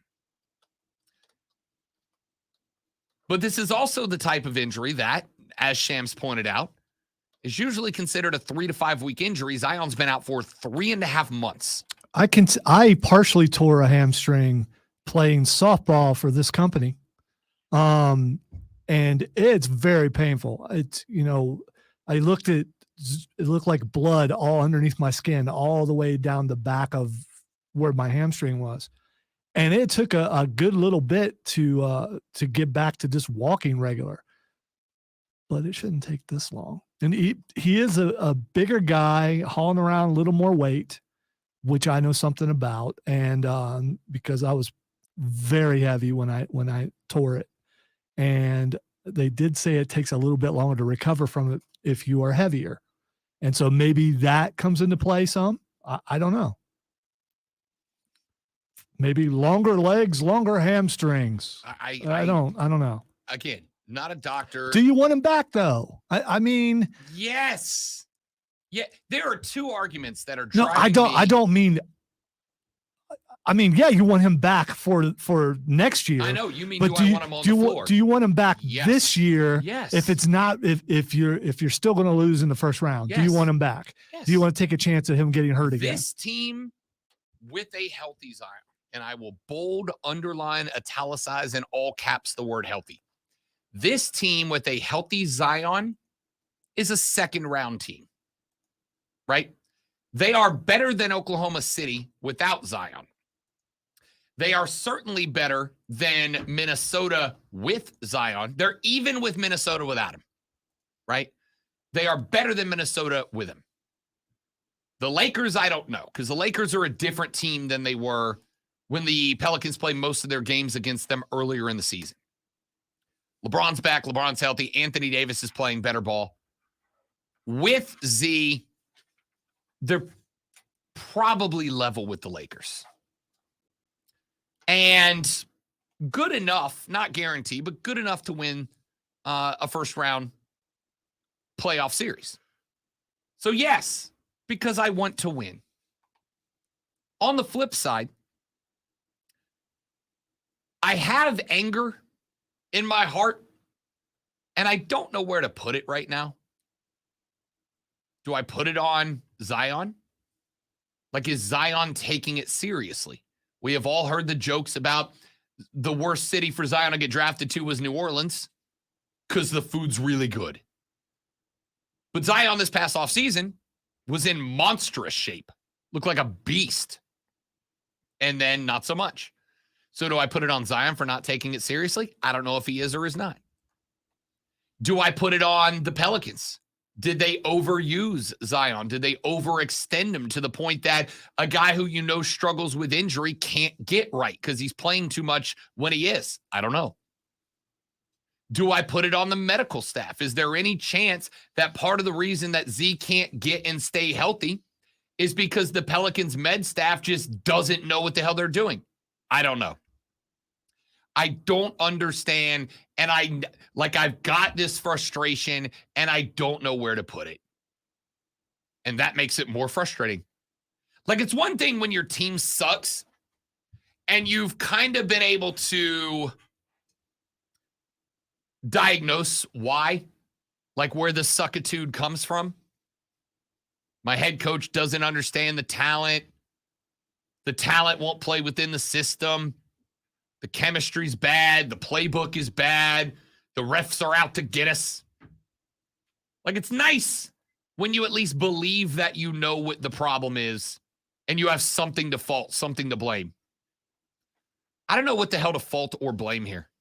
Like, I want to be mad at something, but I don't know what to be mad at other than the whole situation, which is wildly frustrating. All right. Let's get to another story. Speaking of the NBA, speaking of basketball, talking about the future of the Charlotte Hornets back in 2020, they selected LaMelo Ball as the number 3 overall pick. In 3 seasons with the team has not had a winning record, and they have not been to the playoffs since 2016, which is now the longest active postseason drought in the NBA. LaMelo got asked by a reporter from the Associated Press if he plans on staying with the Buzz.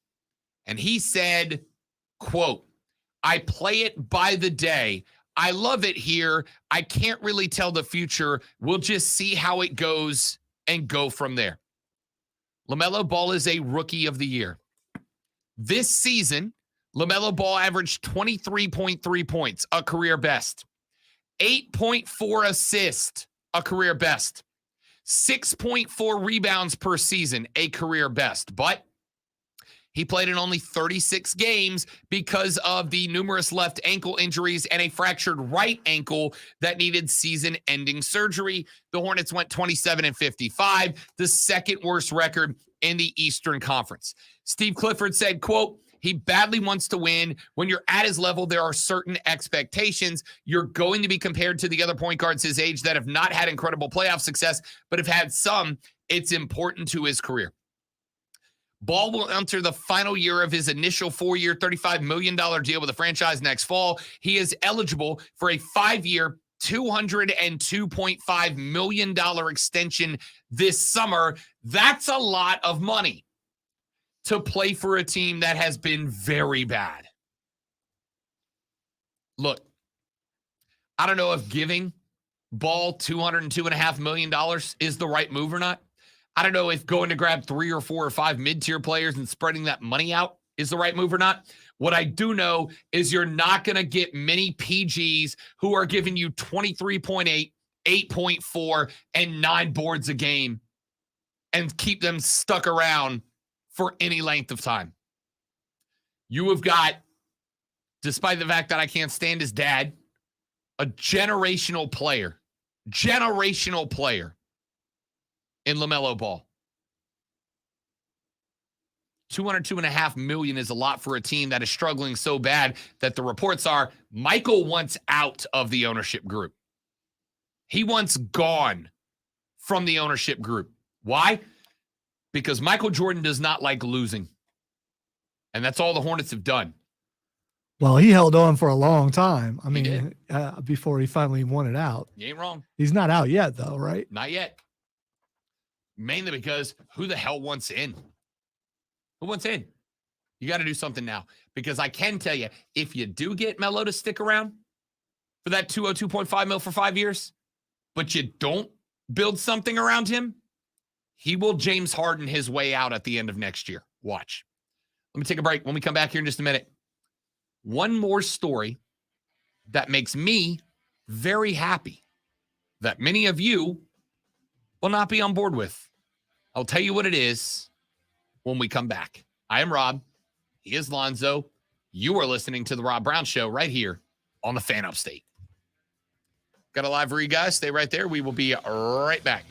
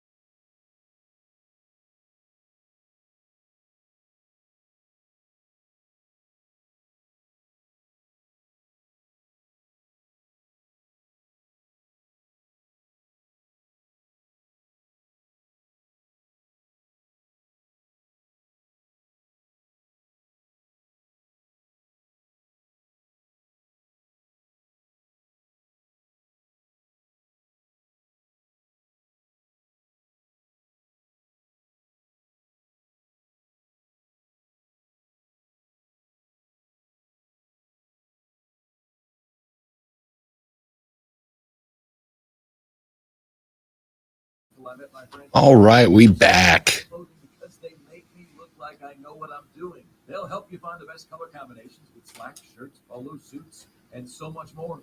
There's nothing quite like Today's hoodie is the Greenville Drive. It is opening day, and the stylized G is the same font as the Boston Red Sox B because of the fact that they are their affiliate.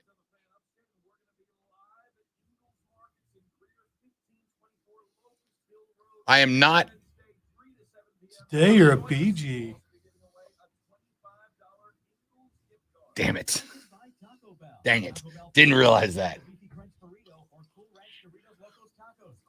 You had to go for the hat. Mm-hmm. I mean, it matches the hoodie. What's wrong with being a BG? I mean, you know. I'm just trying to be staying alive, man. There you go. You're also doing some jive talking. So, I mean, you know.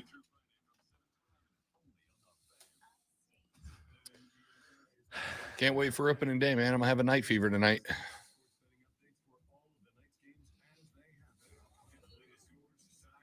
Just trying to love somebody.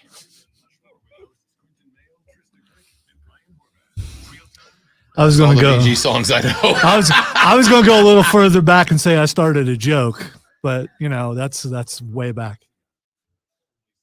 before disco.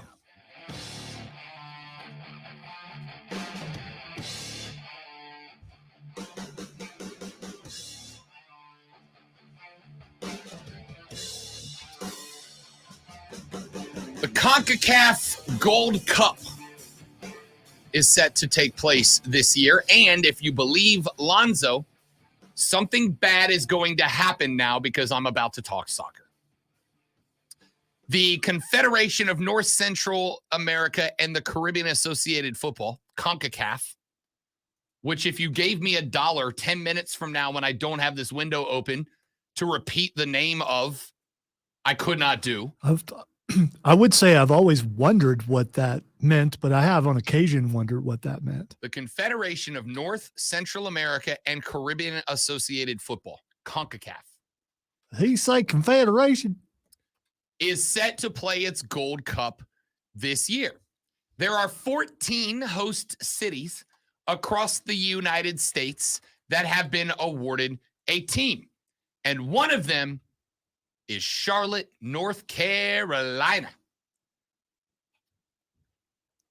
Bank of America Stadium, home of your Queen City Charlotte FC, is one of 14 cities selected to host Gold Cup games. Matches will be played on natural grass as opposed to the turf that the city's MLS team, Charlotte FC, plays on each week.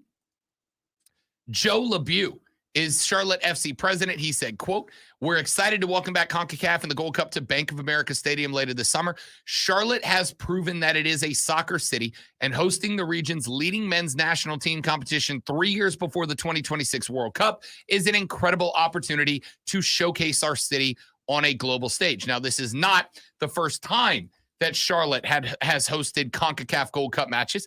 They also saw matches played at Bank of America in 2011, 15, and 19. The attendance has been good. Its first year in 2011, 46,012 showed up. Its second time, 2015, 55,823. And back in 2019, the last Gold Cup played right before the COVID pandemic, 59,283. They are expecting to crest 62,000 fans for the upcoming Gold Cup. CONCACAF will conduct the competition's official draw Friday at SoFi Stadium in California with specific match assignments and match dates to be established shortly after. But I am thrilled about the selection of Charlotte to host. And I am thrilled because it proves the Carolinas are soccer country. What do you thought? Now, before anybody gets all up in their feels and goes, "No, Rob, we're football." Yes, we are football country. You can see that Saturdays in Death Valley. You can see that Saturdays in the Cola. And you can see that Sundays in Charlotte. But you're allowed to like both. it turns out. There's no rule against it. Look at me. I'm doing it right now. Charlotte being selected, especially over some of the cities that did not get selected, is pretty damn impressive, to be honest with you. It's pretty impressive overall. It shows that soccer has a good audience here. I went last year when Chelsea from the EPL came over and played a friendly against Charlotte FC. Christian Pulisic and the gang, Mason Mount were in town.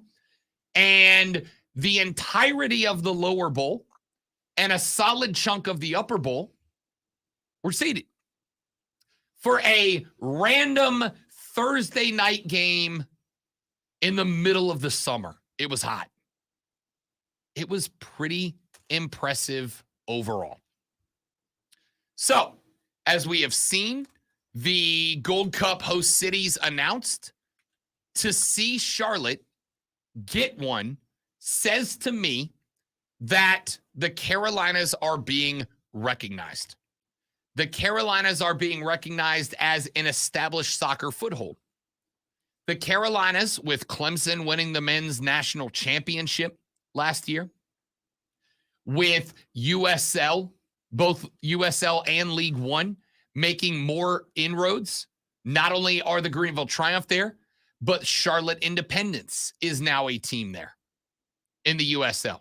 You have got in the champions caliber, Charleston, the Battery, have grown immensely popular over on the east side of the state. Soccer has a foothold in the Carolinas, and it's showing up.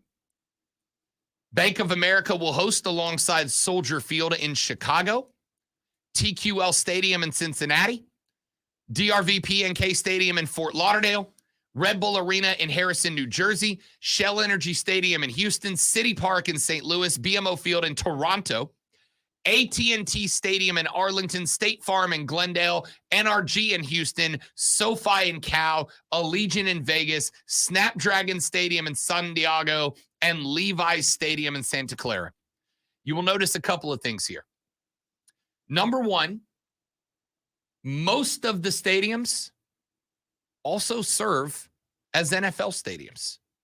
AT&T in Arlington, SoFi, Allegiant, Levi's, Bank of America, Soldier, or serve as MLB stadiums.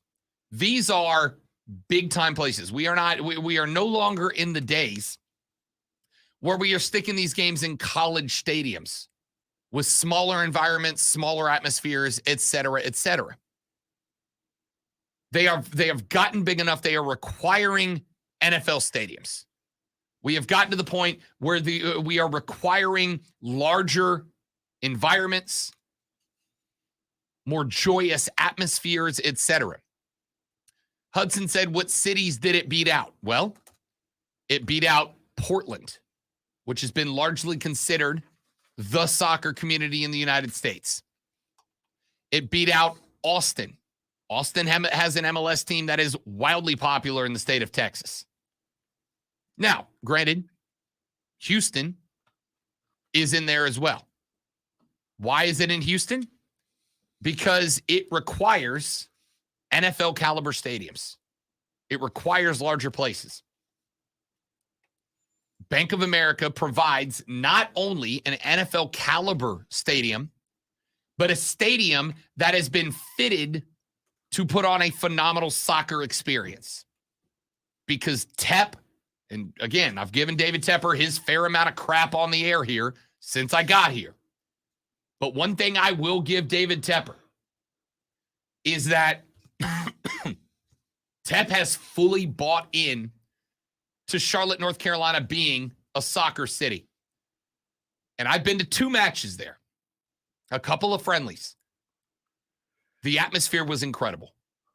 The atmosphere was electric. Hell, that Chelsea versus Charlotte FC game started about 2.5 hours late because of a rain delay, a lightning delay in the area. And even with a 2.5 hour delay, it was still packed in there. It's a phenomenal experience. One of my favorite sporting experiences since I've been here. I cannot wait to see who we draw. I have the fingers crossed. I don't know how it works out, I have the fingers crossed we draw a U.S. men's national team game to Charlotte, because I can promise there will be a large contingent rolling from the upstate up to Charlotte to see it. The Carolinas, ladies and gentlemen, are soccer country, and this further establishes that. Dick Vitale. You got to be kidding me. Dickie V is a Twitter guy, which I love. Dickie V sent out a tweet a couple of days ago. Now, it just came across my radar yesterday. Came out last week. He said, in a statement that is inevitably going to leave Lonzo spraining his neck from shaking yes in agreement, said, quote, "What is really sad to me with the transfer portal is that it was created for the unhappy player to be eligible immediately. Yes, someone not getting PT, parentheses, playing time, but has now become stars moving on. It tells me there is truth to the rumors that cheating is going on," end quote. Dickie V, I'm fine that you believe that. And that's cool. But it is, by definition, a conspiracy theory. I'm not saying you're wrong. I'm saying we're 2.5 years into the portal. And as much as big name boosters are going to continue to put money into the NIL pot in order to get players to their school, you know what the only thing that would be as equally satisfying as luring a top-tier star to your program based on NIL would be? The only feeling that would be equally satisfying would be busting another school for cheating. That's it. The only thing that would be more satisfying than getting that 5-star transfer to your program is busting another program for cheating, trying to do the same thing. You know, we always talk about, oh, there's shady business going on. There's underhanded tactics going on. And I'm not even saying that they're not. What I'm saying is, this to me is a situation that, to some degree, is going to police itself.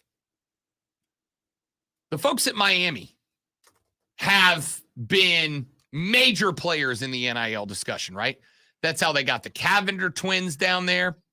Remember that, who was it a couple of weeks ago that was complaining about Miami buying a team? One of the ACC coaches said Wake Forest and Miami are buying their teams. And it's like, are they? Or are they just doing a really good job putting NIL efforts together? And you're just mad that you can't get guys to come to your school anymore just because that's what they're supposed to do. Because it kind of feels to me like the system has shifted to allow players to benefit from, themselves. And guys like Dick Vitale, who, again, I respect immensely. I love immensely. I hope we get more Dickie V back on TV next year because he's the best in the game, baby. But it feels to me like guys like Mike Krzyzewski, Roy Williams, Dick Vitale basically have hit the point where it's not the way I like it, therefore it's bad.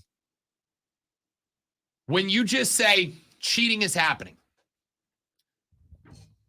hell, when you say anything is happening, don't get all ticked off when you are immediately dismissed because you have no evidence of it. I'm not saying you're wrong. I'm saying I don't believe you. There's a difference. I'm not saying you're wrong or that you're lying. I'm just saying I don't believe you. Dick Vitale saying, oh, it just proves to me that cheating is happening. Well, then prove it to me. Prove it to me. And I will bring the hammer down to whatever level this show is relevant in that aspect on whoever you prove to me is cheating. But I don't like the way the system is right now. Therefore, it must be bad. Does it work? It just doesn't work. I get what you're saying, Dick. And I get what you're saying because it's exactly, I think, forgive me if I'm wrong and correct me if I'm wrong, Zoe, but it's pretty much what you've been saying to some degree.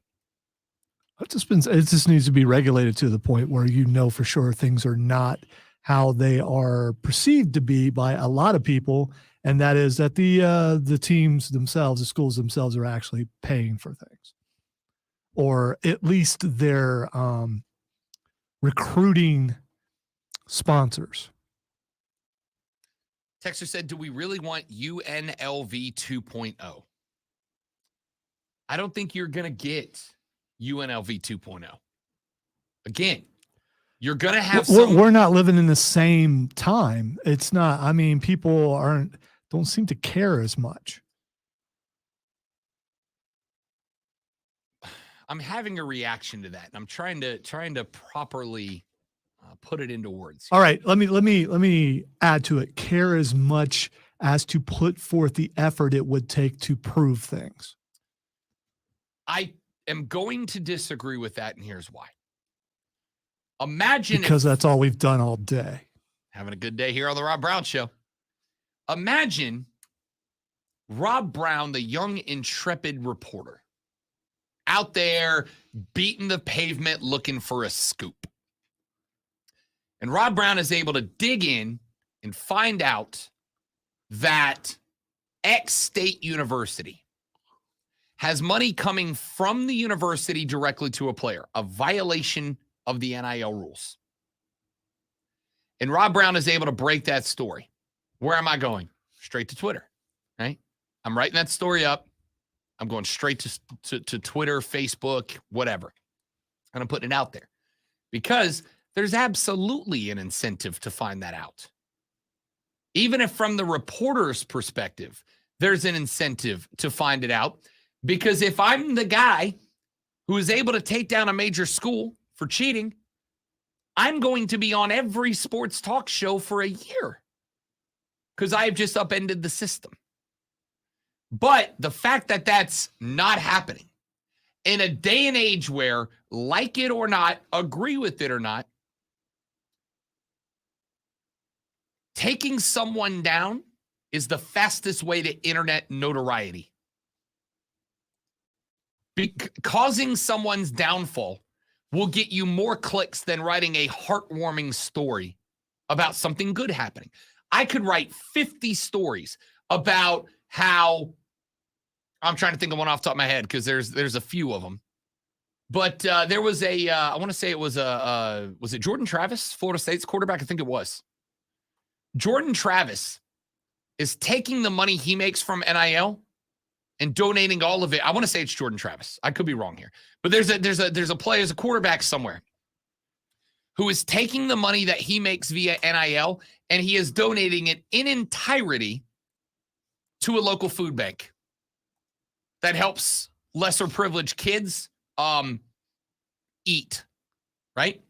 That's a wonderful story that the majority of you probably haven't heard about. I mean, some of you have, but the majority of you haven't heard about it. But do you think that if it came out tomorrow that Florida State was cutting checks to Jordan Travis in the amount of $5,000 a month directly from their funds, you think that might catch on? Yes. It would become the only story that we talked about because downfalls are much more popular on the interwebs than uplifting stories. It's just a fact of life. I'm not saying there's not cheating happening. I'm just saying that there's absolutely an impetus. If you're a reporter, you're going to have the scoop of 2023. If you're a school and you catch another school cheating, you knock one more recruiting battle out, right? If you police them and turn them in. So, again, I'm not saying Dick Vitale is wrong. I'm not saying Dick Vitale is lying because I don't think he's making a statement. He said, leads me to believe the rumors are true, and that's fine. But you got to bring me something to the table. Otherwise, it just sounds like this guy's upset that basketball isn't the way that he likes it. And something being the way that you're not being the way that you like it doesn't make it inherently bad. So we basically end the show the same way we started it. Rob going at old people. I mean, it's the same topic at the beginning, for the record. Was it? And again, not going at old people. I'm going at bad beliefs. And I will go at the bad beliefs of any demographic if they're a bad belief. This is an inherently illogical belief. There is no logic to believing a rumor that does not have substantial empirical evidence behind it. Those are, by definition, conspiracy theories. I am curious, though. You waving your tablet around, does that make you feel like your point matters more? You can trust what I'm saying is true because I have a tablet. Let's take a break. When we come back, I don't know. We'll see. I mean, I know Twitter trending topics is telling me, but I don't know what else is going to fit in there. We'll find out. Making it up as we go on the Rob Brown Show. This is the Fan Upstate.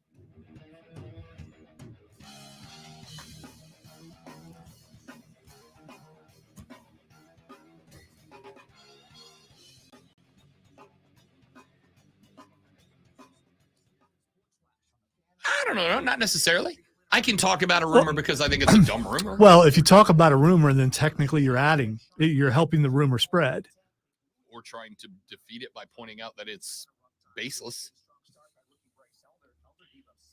But the rumor is spreading a false knowledge, I guess. That's what the rumor definition if you is. spread the rumor is true. But if you point out that the rumor has no basis. But if you're still spreading the rumor by talking about the rumor, so you're helping the rumor. If it's a widely believed incorrect rumor,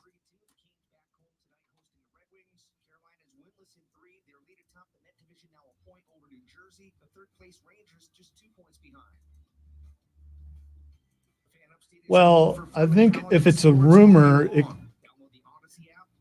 it can't be proven true because then it becomes a fact and it's no longer a rumor. So a rumor can never be proven true. no, a rumor can be proven true, but then It can be proven becomes a false. It can be proven false Correct. because then it's not a fact. But a rumor proven true is a fact and no longer a rumor. I think I would be happy at that point to call it a substantiated rumor. But it's no longer a rumor, though. I agree. Because it's a fact. But Yeah. it doesn't mean it was not a rumor become fact. It was a rumor. Now it's a known fact, but it was a rumor. Which makes it no longer a rumor. These, by the way, are my favorite conversations in life, period. Somewhere on the other side of the building, the hairs on Chris Evans' neck just stood up. Like, I missed out on one. I could have been there. I could have been part of that.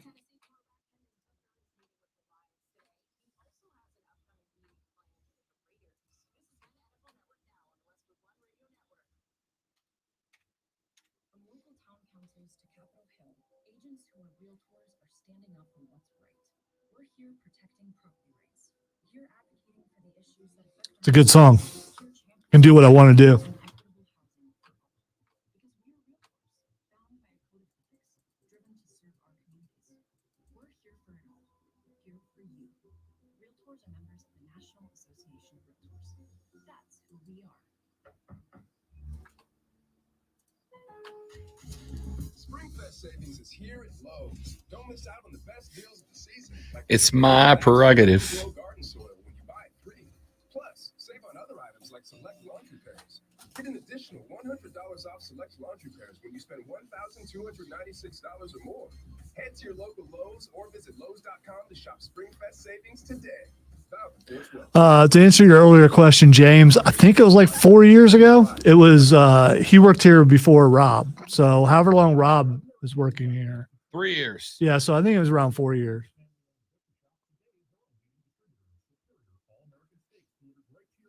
And what I was mouthing on the stream had nothing to do with mayonnaise, but thank you.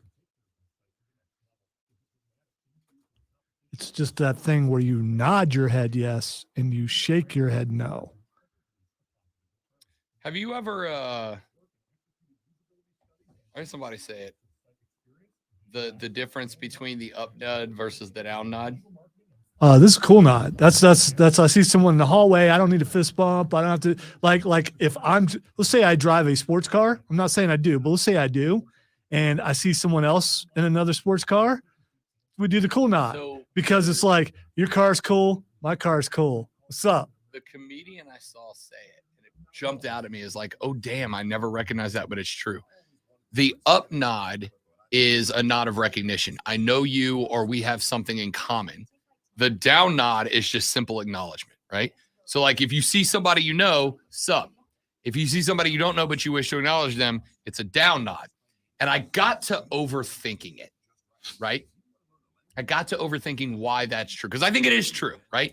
If you acknowledge someone, hello. If you know them, sup. And I think it comes down to this. The acknowledge nod is a sign of respect. What is it? It's a mini bow, right? Like it's a mini bow. It's just the head bow. Okay, I Versus see where you're going. I acknowledgement, don't. If you know somebody, you say what? What's up?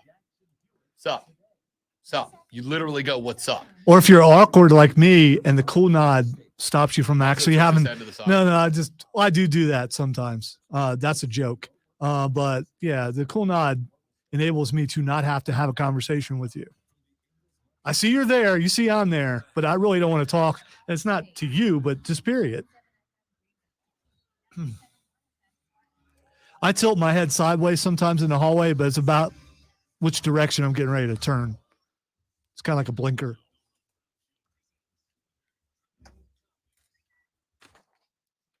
All right, time for Twitter trending topics, where I tell Rob what is trending and he tells us why.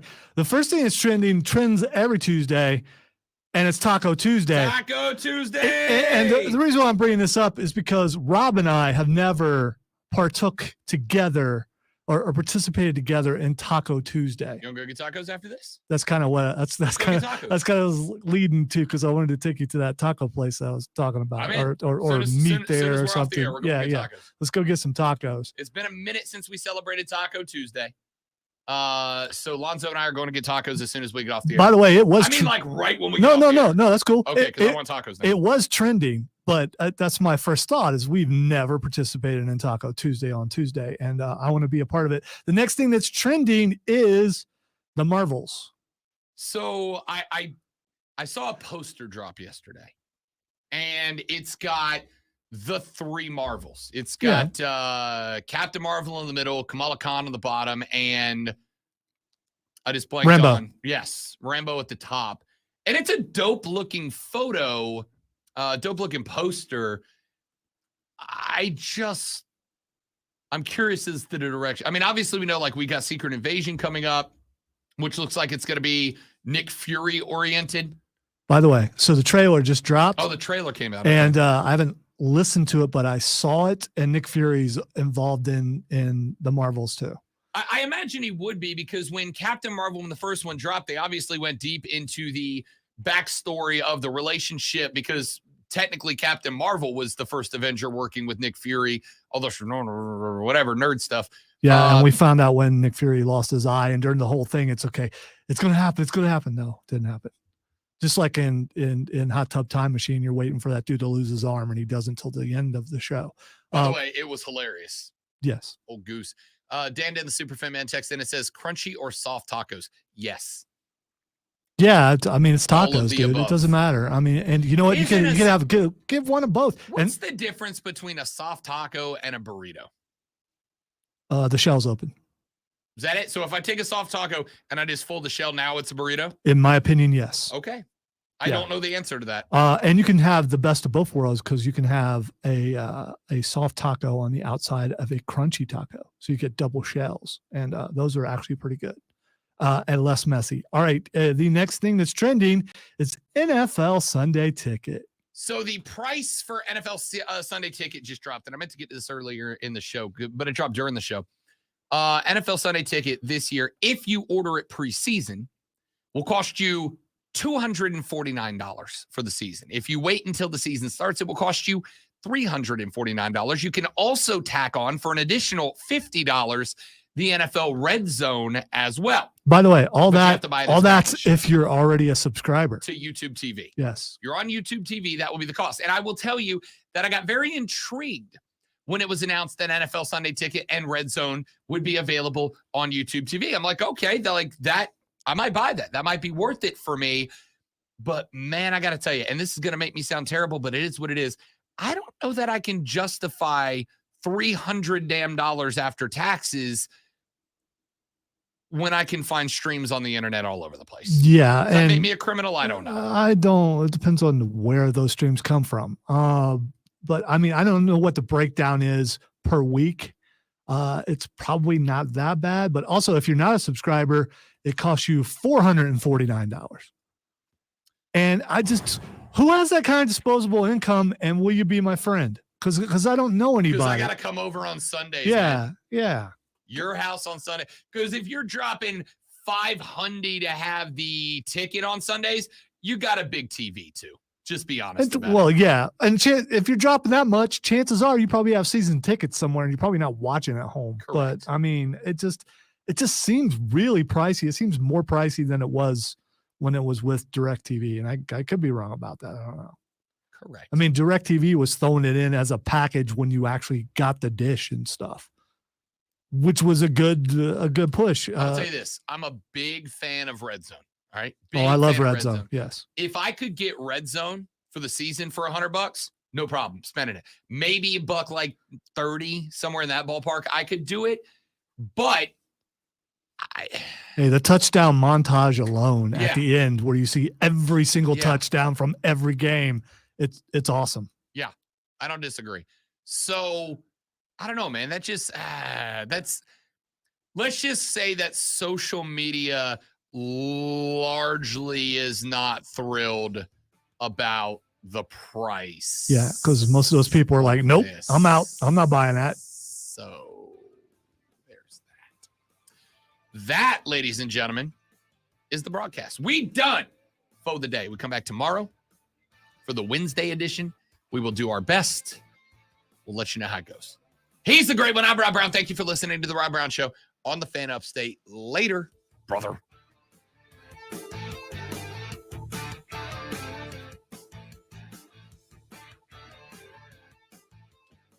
By